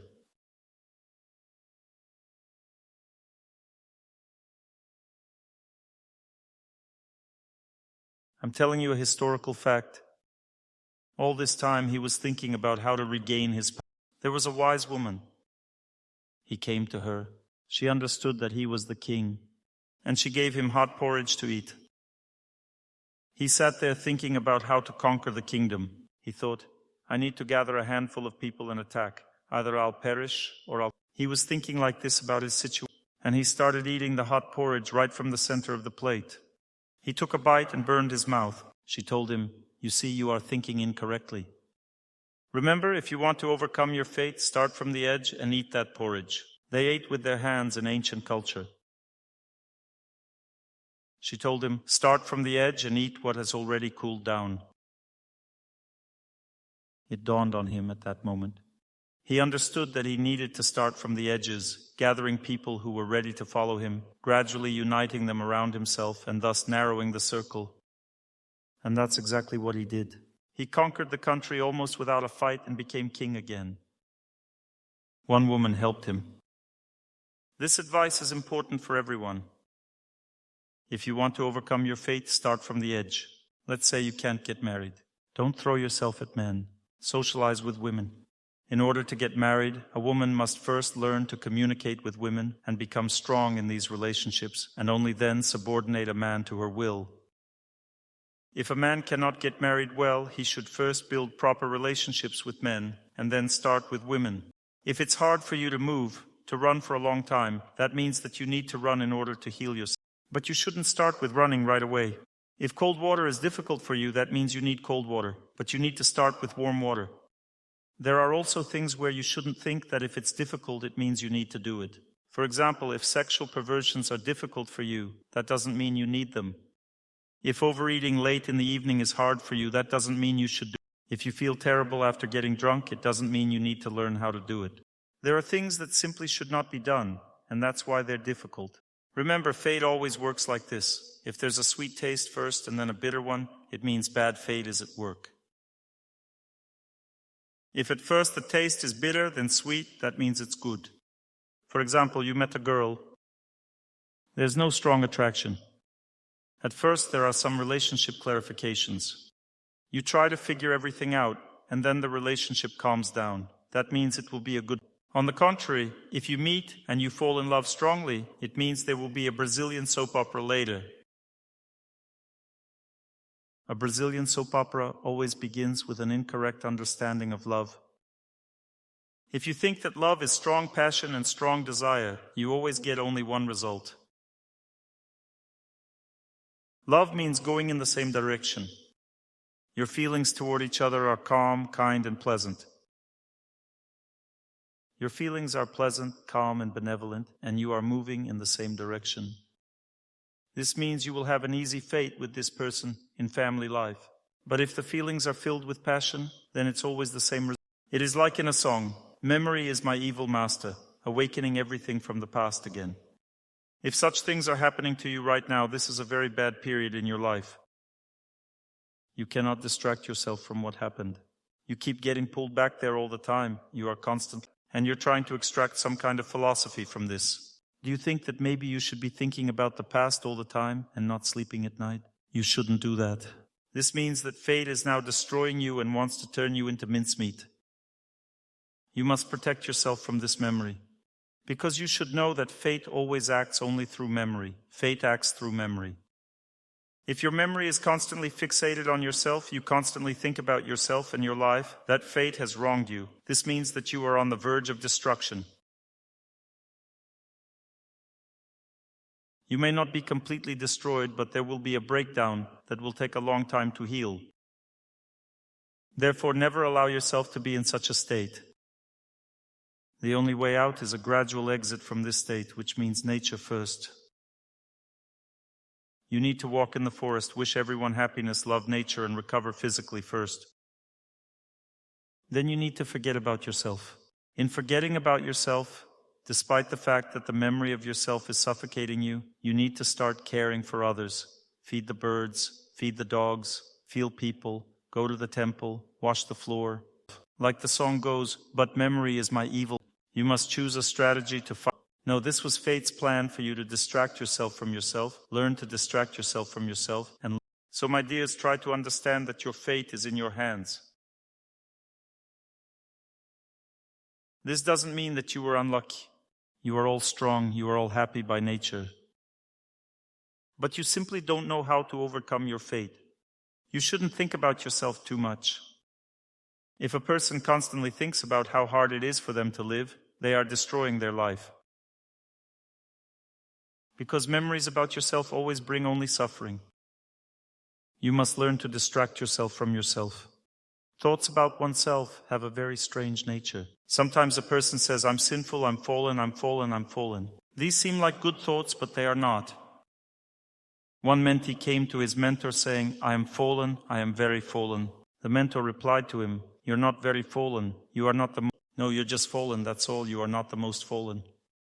"I'm the most this, I'm the most in everything." This is how egoism works. It destroys a person's life. If you are in pain and having a hard time, you approach your elders and ask, and you receive some knowledge from your elders. But if you simply thank the elders and don't ask anything, you receive more. This doesn't mean that you shouldn't ask questions. I'm just telling you how fate works. When you thank God for everything, you accept your fate. This is great luck. This means that fate is acting very favorably toward you. If you constantly grieve and feel dissatisfied with your life, that is bad luck. Bad fate is acting upon you, and you must accept it at any cost. Learn to accept it. I told you yesterday that without this, there is no normal life. If you don't accept your fate, you won't live normally. It's simply impossible. The only way you can accept your fate is with the help of God. There are 3 energies of God. These are nature, good people, and the altar or temple. Therefore, always strive for these 3 things: good people, nature, and the temple. We cannot live without these. We must constantly recharge our batteries, otherwise our life will be destroyed. If you have anxiety in your heart right here, this is not good, this is unfavorable. Your heart should always be calm. Calmness means that your lake of happiness is full and there is enough for everyone. If you worry about your child, this is an incorrect way of life. You shouldn't worry about your child. You need to fill yourself with God and your child will feel better. Worrying about someone is a signal that there's a problem. But it is resolved not through worry, but through distraction from the problem and thinking about God. How many of you simply attended the lecture yesterday and felt calmness in your heart? Raise your hand. This is also contact with God. This is how you communicate with God. It wasn't me who helped you, it helped. When you listen to your elders with faith, you also overcome your fate. Now I want to tell you about diagnosing your future fate. Understand that you can learn everything about yourself. Imagine, for example, that you see a dream where something happened to you in life, something very close, very dear. When you wake up, try to remember whether this happened in this life or not. Because often it seems to you that this happened in this life, but in life. You will literally remember the events and experience them. Then look carefully. Did they happen in this life or not? Because the past life largely mirrors this one. Just the details are different. You can see your past life in a dream. Often people have the same dreams repeatedly without understanding where these come from. These are related to their past life. Some people see themselves burning in a tank. It is especially dramatic when a person passes away violently. They often see dreams about it.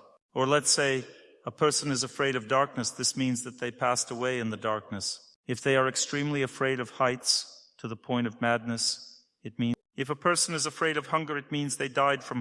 If a person is afraid of a certain type of people's faces, it means this is also connected to their death. And so on. Everything that comes from a past life reaches us through fear, and this is how we can indirectly learn about our fate. If a person is very afraid that they will commit suicide, this does not mean that they will actually commit suicide. This means that they did it in their past life.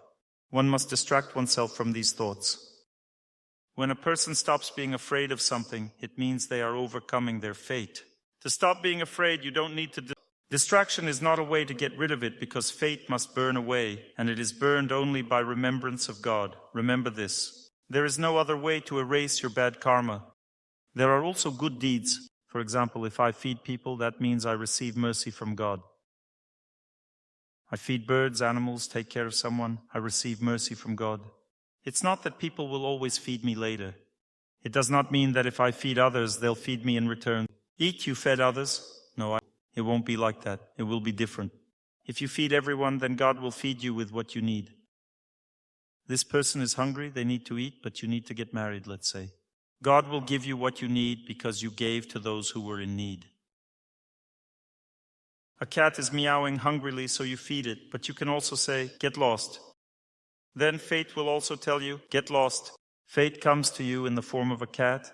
It flies to you in the form of a bird. It comes to you in the form of a beggar. Just recognize it correctly.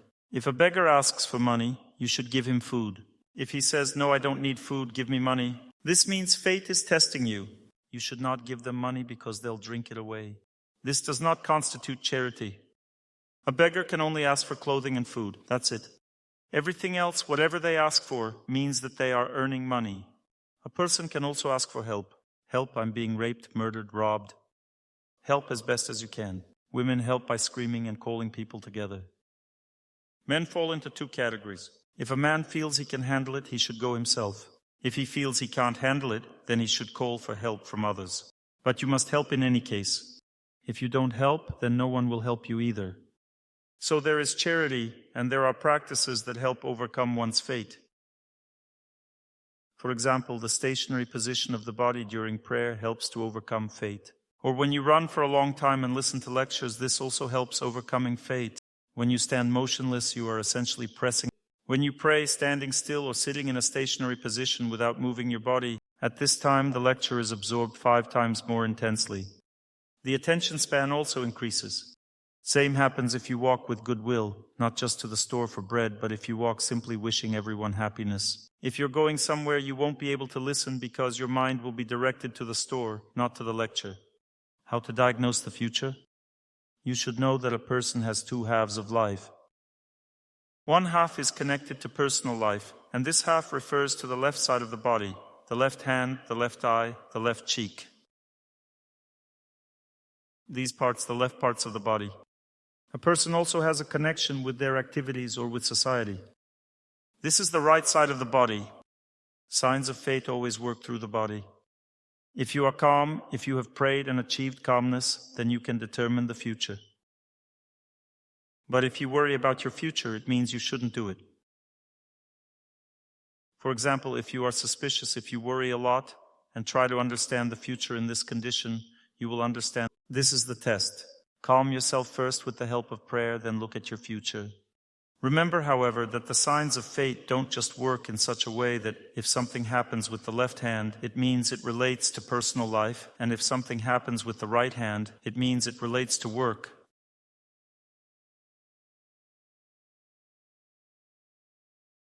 Also understand this principle. For a man, whenever something tense and bad is happening with his left hand, it always means that this fate is stronger than him, and he needs to make extraordinary efforts to overcome it. For a woman, whenever something bad is happening with her right hand, it means that fate is stronger than her, and she needs to make extraordinary efforts to overcome it. Women's efforts to overcome their fate involve surrounding themselves with spiritual people and living in a spiritual atmosphere. Women's efforts mean unity. A woman should go to temples, attend spiritual programs, and listen to lectures. She should pray together with others. That means that for a woman, defeating bad fate means more unity. For a man, to defeat his fate means more interpersonal strength, more austerity. A man defeats his own fate by himself. He also needs to unite with others, but unification is secondary for him. A woman should also make personal efforts and pray on her own, but first comes unity. A woman has a collective mind, and it is strong when she is together with everyone. A man has individual intelligence, and he is strong when he forces himself. Do you understand the difference? When a woman forces herself, she can't do anything because she has weak willpower. When a man forces himself, he defeats his fate because he has strong willpower. When a woman unites with others, she becomes very strong because she has a very strong conscience and sense of unity. When a man becomes strong and breaks through, he can also unite other men, and then there will be strength as well. So you place your hands like this after you have prayed and simply say to yourself, here is such and such event. You can always ask fate only about something specific. Sometimes people come up to me and ask, what does my future hold? You see, it's not that I know everything. I simply ask God in my heart the same way I'm explaining to you. You can ask this yourself also, you just don't know how. God immediately gives me a certain feeling if I am calm and not biased toward another person. You can also ask, you can be unbiased toward your fate. You place your hands like this and visualize a specific event. For example, here's my marriage. And immediately, just like that, everything is calm. It doesn't matter what the outcome will be. If a woman suddenly feels some tension, coldness, or stiffness going through her right hand, this is unfavorable.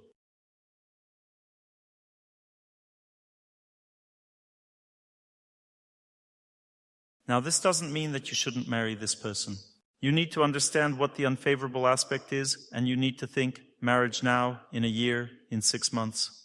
If you feel that everything is good, I will also explain what symptoms to look for. Then that means that the time simply yet. But if whenever you imagine it, it always feels bad, then perhaps you should think about whether you should marry this person or not.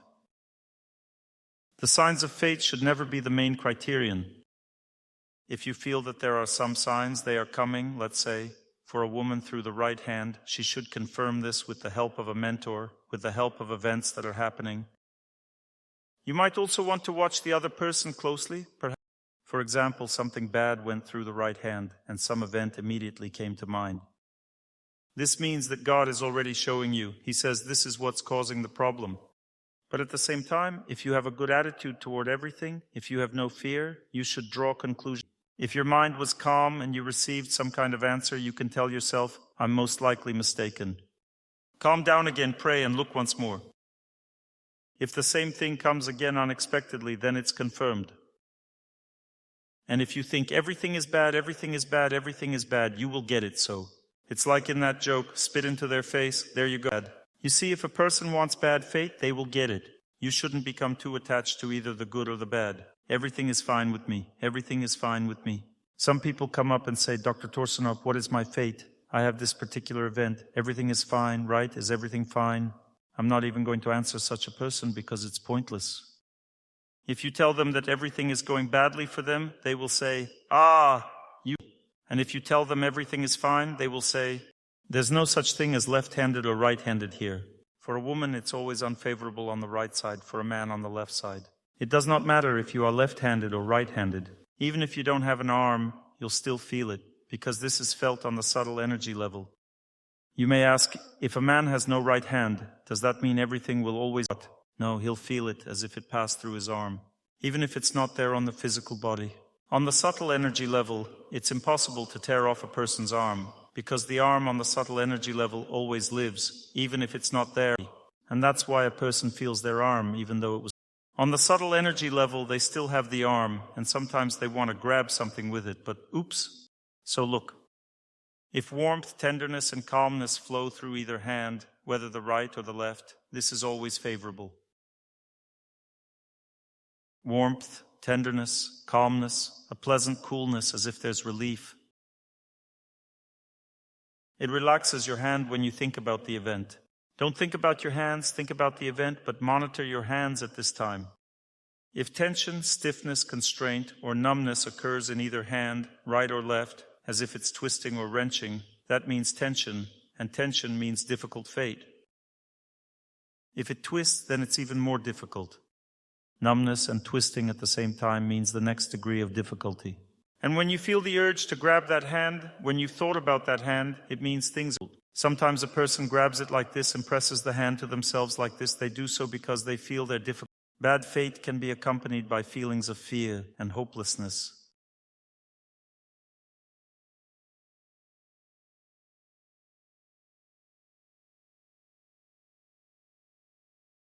This is very dangerous.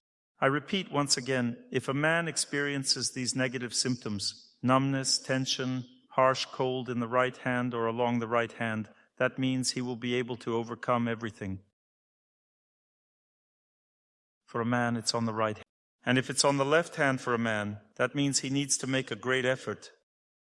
If you feel numbness, cold, and tension in your fingertips, it means it won't affect you directly.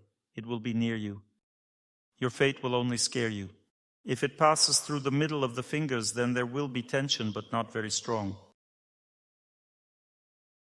If it went through the base of the fingers and below, it means that this fate was created by you in this life, and you will be seriously accountable for it. If it starts from the wrist, that means it comes from a past life. And if the aching sensation starts from the elbow and doesn't reach the end, that means that this is from a past life, but you have almost defeated this fate. If the aching starts from the elbow and reaches the fingers and breaks through them, this means that an enormously powerful fate is approaching you. If it starts from the shoulder and twists the entire arm downward, this means it's a practically insurmountable fate. What if it hurts in the heart? That means you have a sick heart. This means there is a disease there.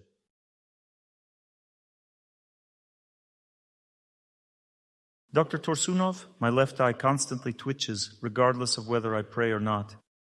This means you have a problem with your left eye. My right hand is constantly twitching. Is this always favorable? No, you simply have a problem with your right hand. I'm talking about the situations when everything is normal. You thought about it, recalled your fate, and something happened to you, and then it ended. This is not related to fate. We always react to memory. You see, memory is connected to fate. I remembered something, placed my hands, and thought about it. I recalled it, and then I observe. I don't think about my hands like this. Come on, my right hand. I simply place my hands calmly, and something happens with the hands. Some kind of wave will go through the hands. Learn to diagnose these waves. Each finger has significance. If something goes through the thumb on the left hand, it means that there will be some problems in my sexual life, in relationships, or problems with me as a person.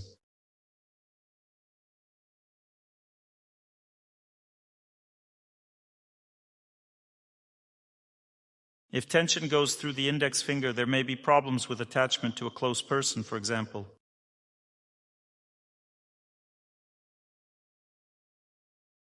If it goes through the middle finger on the left hand, it may be connected with housing. If it goes through the ring finger of the left hand, it means that the marriage may fall apart. There is this danger. If it's the pinky finger, it means it will be difficult to communicate. If it's the thumb of the right hand, it means I will feel bad about myself as a person in my activities.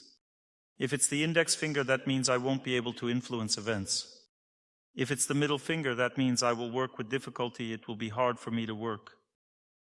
The ring finger indicates contact with authorities. The pinky finger represents the ability to influence people in conversation. Such connections also exist.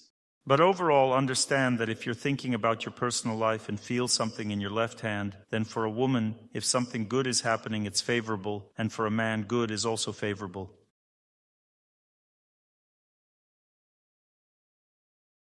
But if something bad is going along the left hand, it means it's unfavorable for a man. For a woman, if she thinks about her personal life and something goes through her right hand, it's unfavorable. If it's the left hand, it means you will always be able to handle it. So if a woman is thinking about her personal life and something goes through her left hand, it means she will handle it. If a man thinks about his work and the sensation goes through his left hand instead of his right, that means the sensations are important. For example, if you're thinking about work and warmth goes through your left hand, this means that you don't control the situation, but it's a good one. If pleasant goes through your right hand, it means things will be bad, but you will manage. If tension goes through the left hand while you're thinking about work, that means it's very unfavorable, and you must pray, and good feelings come naturally. I repeat once again, if you are very tense and thinking about fate, then fate will always deceive you. I had a very significant event, and I needed to make a decision. I always study my fate. I decided to study how Holy Orthodox people influence things. I took an image of the Holy Mother Matrona, brought it to my eyes, and asked, is it this way or that way? I calmed myself in my heart and gave her the opportunity to answer as she saw fit. I asked her, should I do it this way or that way? Then I think about one decision and then about the other. And so when I recall one thing, I feel it. The reaction is like this. I recall the other one. It's different. Naturally, in a difficult situation, we are usually attached to the wrong thing. That's why it's difficult. If you've made the right decision, there's no difficulty at all. There is a calm feeling in your heart. There is no difficulty. But if you want to do the wrong thing, that's exactly when difficulties arise, you see? Saint Matrona told me the right answer. At that moment I looked at her, and it was very bitter for me to realize that this is how things would continue. So I asked her, or maybe it could be like this after all? I specified what I wanted to do. The answer was, or maybe it could be that way too. And I saw a smile on her face. I realized that I had no chance. I understood it because when she said yes, there was a calm, firm feeling that came to her. And when she said maybe so, with a sly smile, that meant I had no chance. I had to do as she said, otherwise I should not have asked. I really didn't want to do it that way. But when I did it, I avoided a great misfortune later in life, a major disaster, not a small one, but a big one. Because fate often pushes us precisely toward great misfortune. It tells you, leave him, let him see your strength, show him what you are capable of, leave him.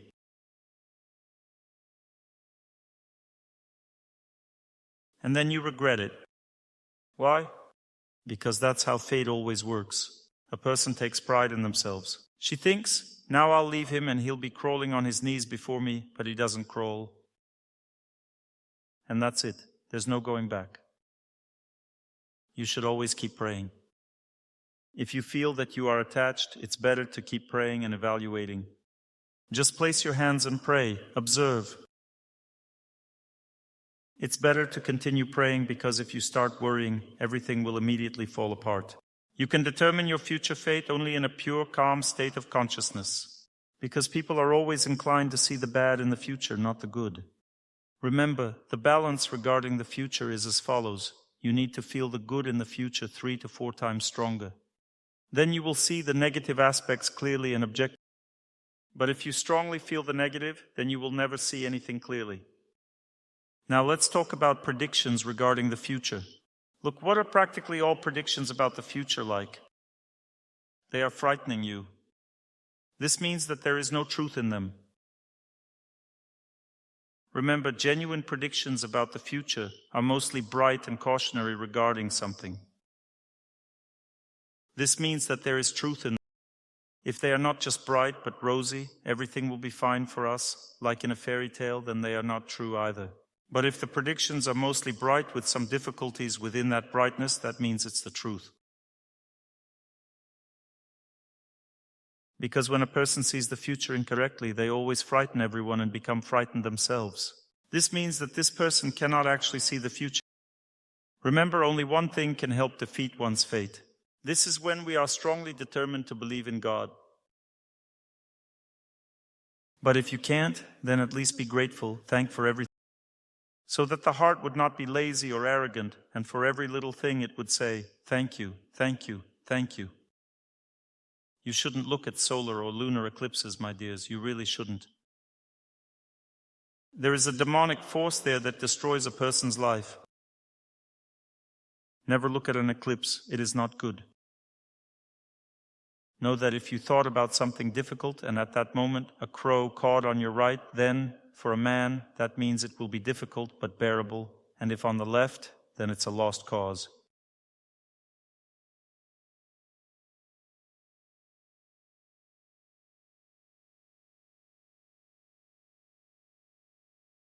I am talking about a situation when it scared you, you see. That means that it didn't just caw, but for a man, hearing it on the left. If it cawed on the right, it will be difficult on the left.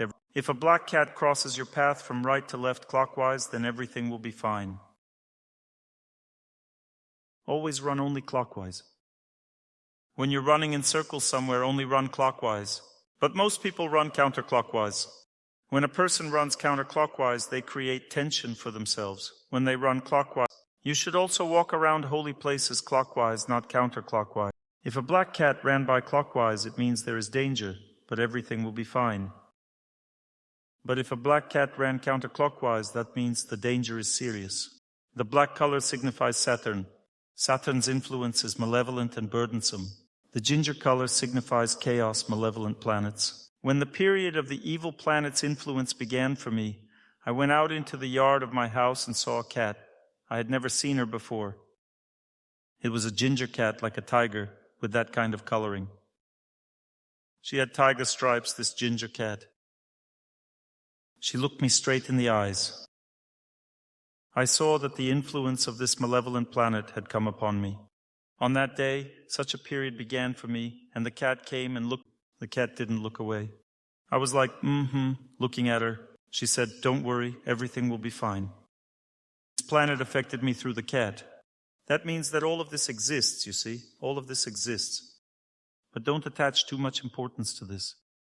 If crows are cawing all around, does that mean everything is bad?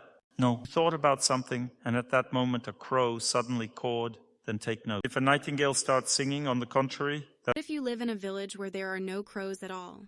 Thank God. That means you have a good area. In general, crows help determine fate. These are the birds of fate. They are not bad, they are good. They always indicate fate. There are auspicious signs, for example, swans, geese, ducks. These are auspicious signs. It is auspicious to see them. It is unfavorable to see wolves. Pigeons are favorable. Sparrows are fine too. You have a black cat at home, that's good.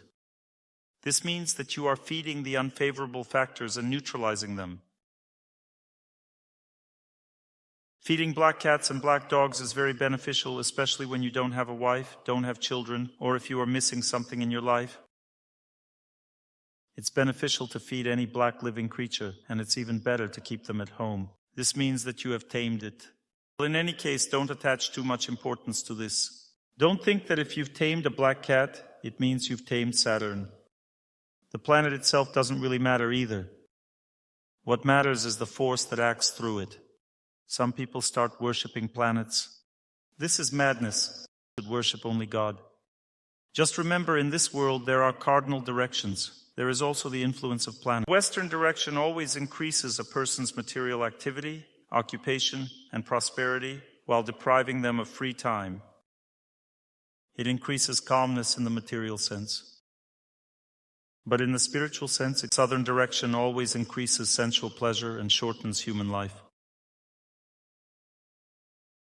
The eastern direction increases spirituality, austerity practice, and good fortune. The northern direction always increases a person's wisdom and creates difficulties. That means that if a person is oriented toward the north in their life, they will be wise, but life will be difficult. Going south means that everything will be great, but life will be shorter.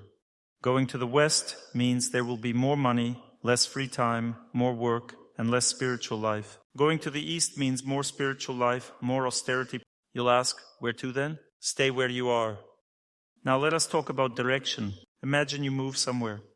If you strive to move south all the time, it means there will be more pleasure and more dangers to life. If you strive to go west, that means there will be more work in life, more busyness, less spiritual life, and more emptiness.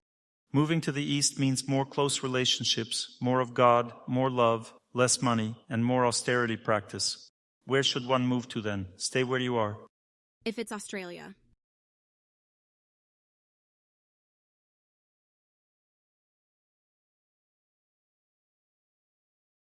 Australia and everything beyond Japan is also the west. Up to Japan is east, after Japan is west. Everything up to the equator is south, and after the equator it becomes northern. All right, my dears, let's talk about something more important. I just told you about the symptoms of fate.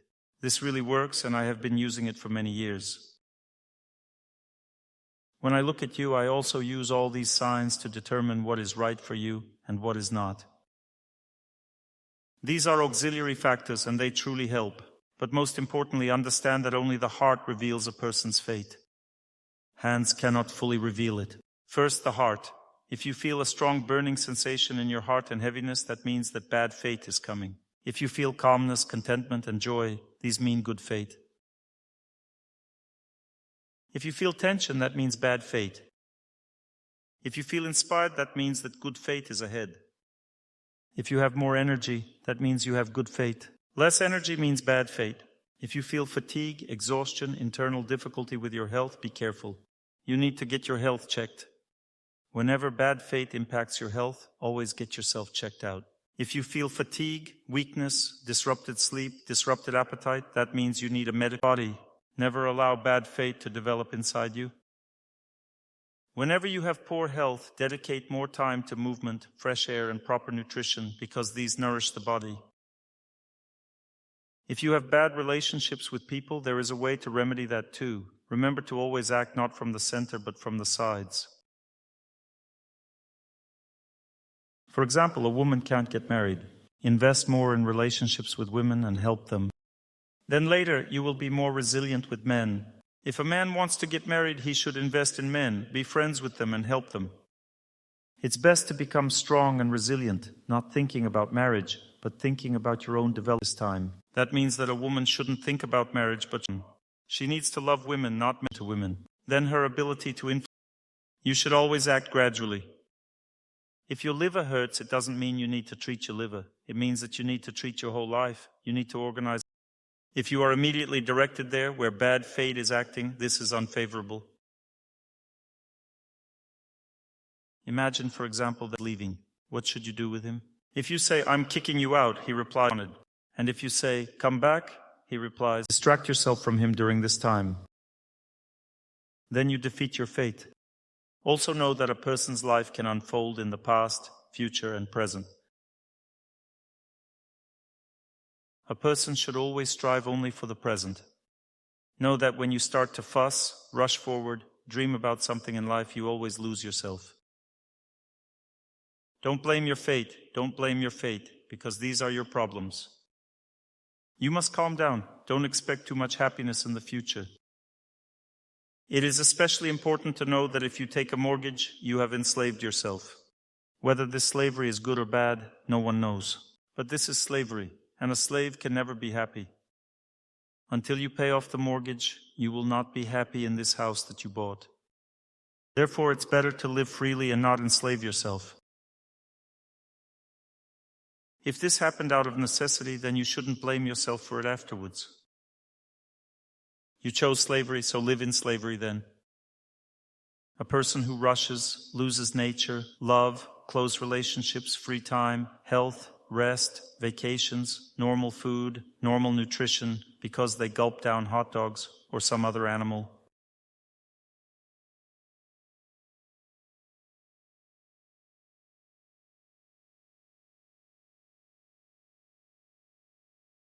In other words, a person loses everything simply because they are in a hurry and want to earn more money. Such a person loses everything in their life, because all the best things come only when we stop rushing, when we accept happiness right now, right here. But in order to accept happiness, you need to accept your fate. This is my country, I accept it. This is my husband, I accept him. These are my children, I accept them. This is my president, I accept this person. And so on, you see? Then you calm down, because you accept everything. When you rebel, you cannot defeat your fate. When you accept everything, you begin to love everything around you. After acceptance, the next stage is the joyful contemplation of life. A person who has accepted their fate, contrary to expectations, actually becomes very joyful and happy.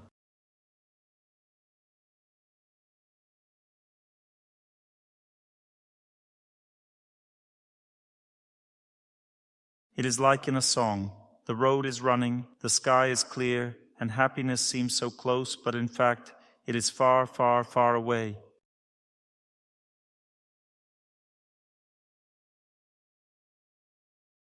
Happiness is about the present. What should we think about? We should rejoice in everything. This requires efforts to force yourself to rejoice in everything. It's easier to sit and think, when will I arrive? When will the lecture end? I'm tired of all this.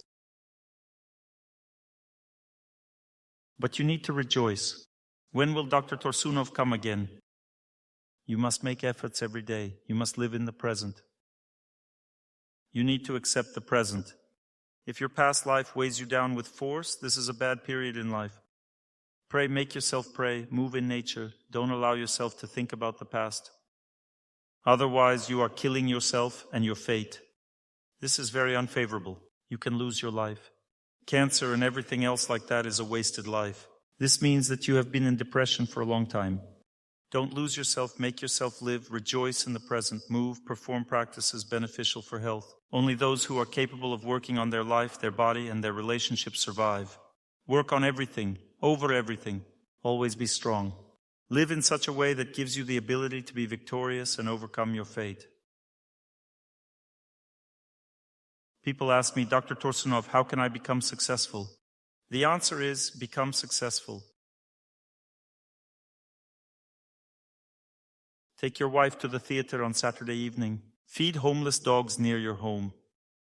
Smile at a passerby on the street just like this. Give up a seat on the subway to an old man. Explain to tourists how to find the city's landmarks. Go to a store and save your mom from carrying heavy bags. All because you are a good person. Become such a person and you will be fortunate. Everyone will love you. Everything will work out for you. But you must force yourself to live this way. You have very kind heart. Very kind heart. Kind people, but very vulnerable. Learn. You will become happy people. Remain kind. Learn to stand up for yourself. Don't allow yourself to be humiliated. Remain kind while doing so, and everything will be fine.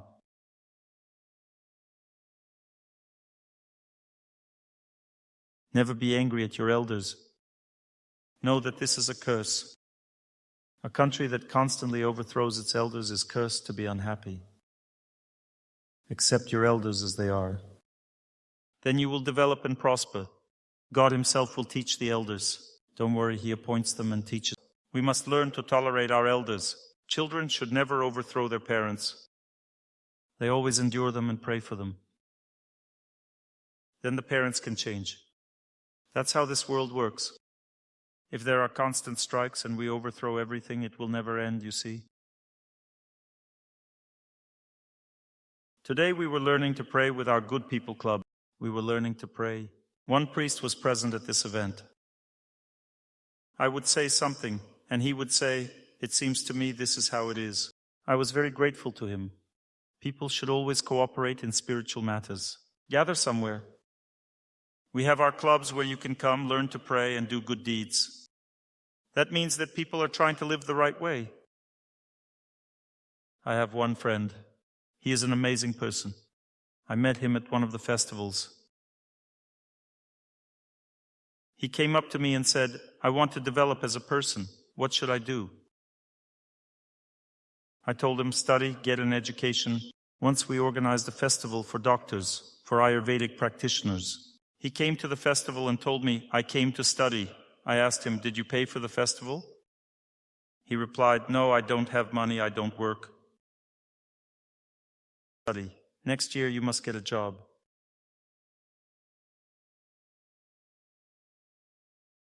Again to study. I told him, "You need to pay." He replied, "I don't work, so I can't pay for it." I said, "Then you need to leave this place." He said, "I want to pray to God and develop spiritually. I don't need a family or a job." I said, "Then you need to go to a monastery." He responded, "But I'm not." I said, "Well, go to a Vedic monastery then." He asked, "What city do you live in?" "In Omsk." "Well then," I said, "go to Omsk." He had no money, so he hiked and got there by any means possible. He arrived there and began living in the monastery. Then the next time he came to this festival, he was already in monastic robes and we let him in for free, naturally. A year after that, he began sharing knowledge with people. He is a remarkable person. I won't tell you his entire life story. Interesting, you can ask him yourself, he'll tell you.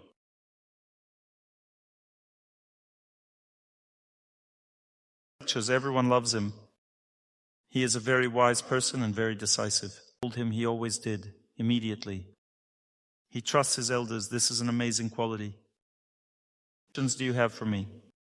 Lecture, we always take questions about the lecture, not personal questions or other topics. Dangerous to ask questions about faith. You have only your faith. You must never ever change your faith. Ask you, how should one behave and how can one help a loved one when they're going through a bad period?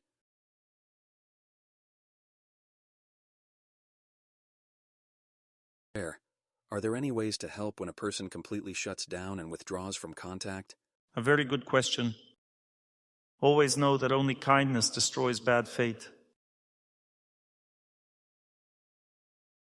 More detailed answer to your question. Here's what you need to understand. Bad times always work in 4 stages. This applies to health, relationships, and even relations between countries. And this always means the influence of bad fate. People fall for it and start echoing it. Look, the first stage of bad influence is when people feel in their relationship that they are different.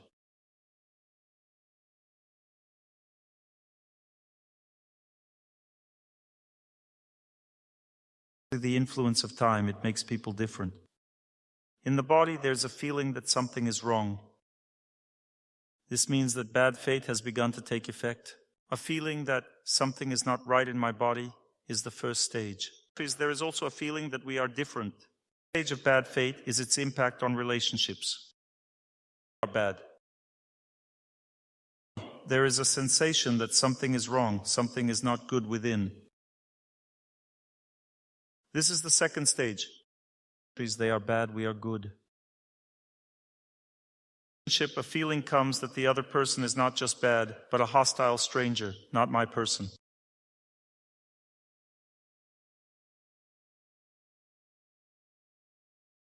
The third stage in a relationship is already very unfavorable. In the body, it's not just that something is wrong here, but it's terrible there, just terrible. Something is really wrong there. I'm scared for that organ or whatever it is. They are not bad, they are enemies.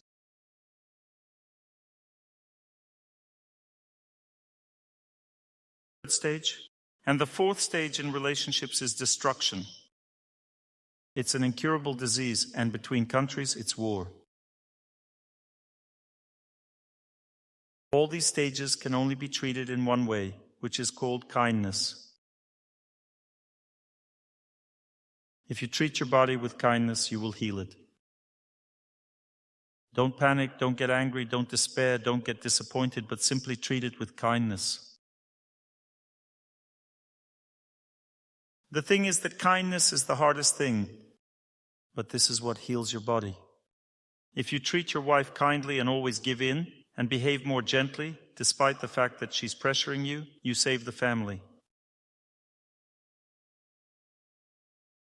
If you treat another country with kindness, you preserve peace. It is very difficult, especially when war begins. A person must always defend their homeland, regardless of how they feel about it.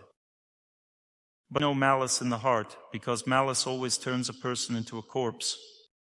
Remember, even when people are fighting in a war, those who maintain calmness and goodwill, despite having to kill enemies, preserve their lives. Those who start to get angry lose their lives. It applies to a person who builds relationships with their elders. If one experiences pressure, kindness and goodwill will help change the situation. Tantrums, anger, and despair always cause damage. That's all they do. Kindness saves, goodness saves.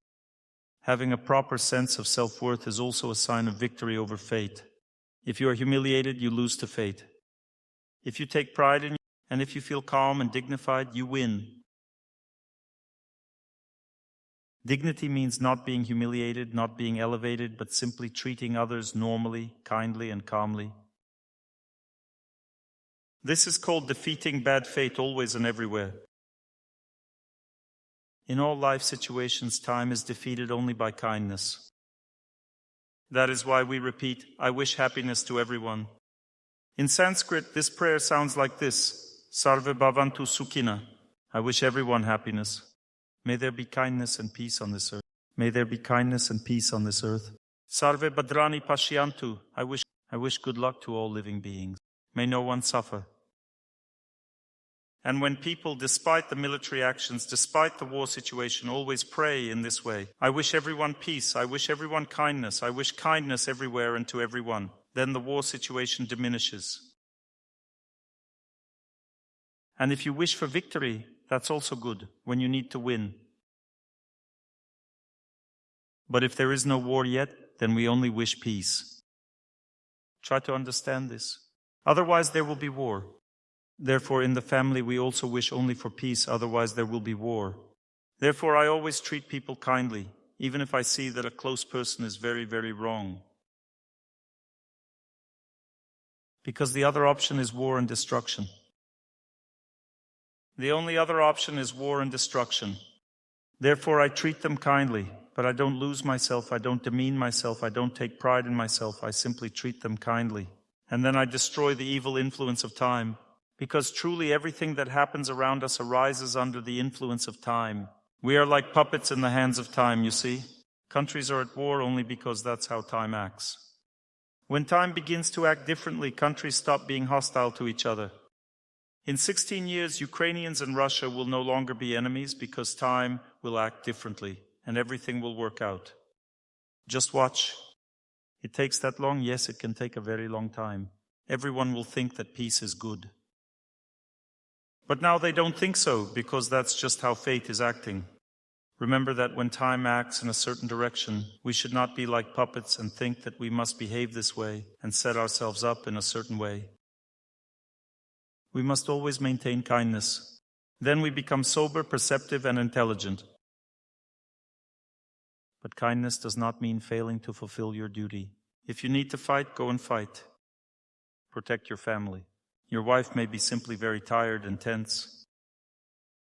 She's going through a difficult period right now related to her work. She just needs support, that's all. And she will be poking at you while doing this. That's how fate works. Nothing can be done about it. So the question is, should I just wait? She's not getting in touch, not responding. Yes, wait with kindness. You are winning every second of time in this case. Write kind words to her, give her flowers, speak kindly and wait, because she is very tired of the relationship. She's a woman and can't return to the relationship right away. She needs to rest, to make sure that everything is okay, to believe in the person again. All this takes time. And you just act kindly, always. Don't demean yourself, don't be proud, don't try to sort things out with her, just be kind. She will gradually calm down and you will be able to bring her back, 100% sure. 100%. Not even 99, you see? What I just said applies to all people. Kindness is the best way to respond to any situation. Because only kindness softens time. If there is no kindness in your heart, it means that time has pierced your heart. This is unfavorable. Make your heart kind despite the fact that you must fulfill your duty. Imagine if you are a prosecutor sentencing someone to prison. First, make your heart kind toward that person and then pronounce the sentence no matter how severe. In this case, the person will accept your verdict with love. But if you didn't do it with kindness, they will never accept it, and you won't help them with this verdict. Kindness toward the body is an internal calculation.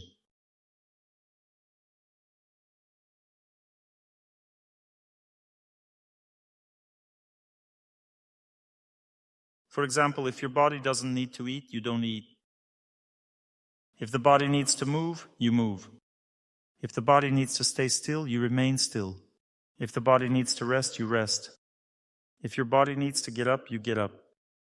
And if you need something but your body doesn't need it, you don't do it. This is called kindness to the body. You all know what kindness is. This is the last thing I wanted to tell you. I believe in your kindness. You are very kind people, intelligent and simple. Many holy people came from your bloodline. They all remained with you. They haven't abandoned you. You have a very deep culture. It is strongly connected to God. You have many temples, many believers, and many priests and monks. You need to do only one thing now. All of you must do just one thing. You need to calm down. Calm down and come out of despair.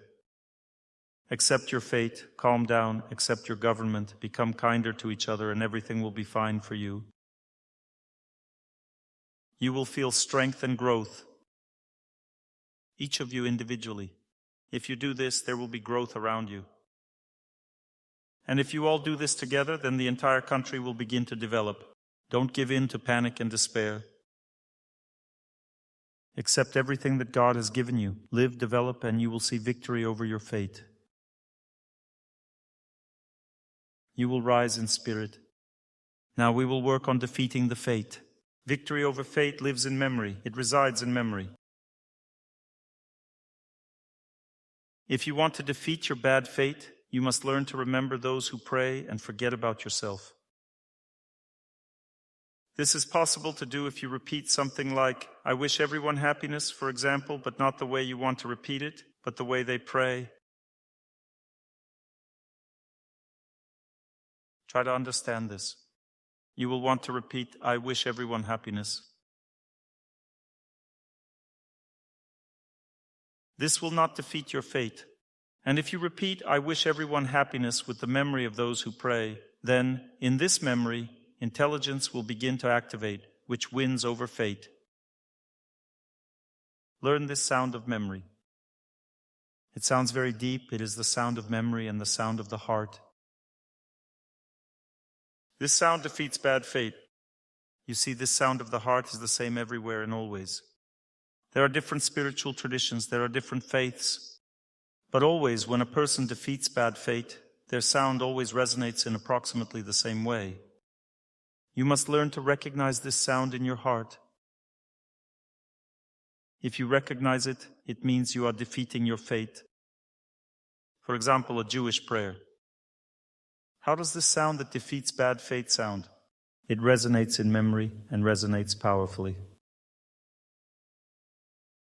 In this sound, there is simultaneously sorrow and joy, strength and humility. Everything comes together. You see, the sound of victory always lives in memory. For a person to sound like this, they must remember God or those who pray. The deep sound of the heart. There are different spiritual traditions. Everywhere it's the same sound, just different moods. There are also Vedic prayers. My Lord, I am already coming to you. He sings this in Hindi. I am already coming to you, my Lord. Ooh, my Lord. This is how one should pray. Very, very strong internally. Then God is pleased and you defeat your fate.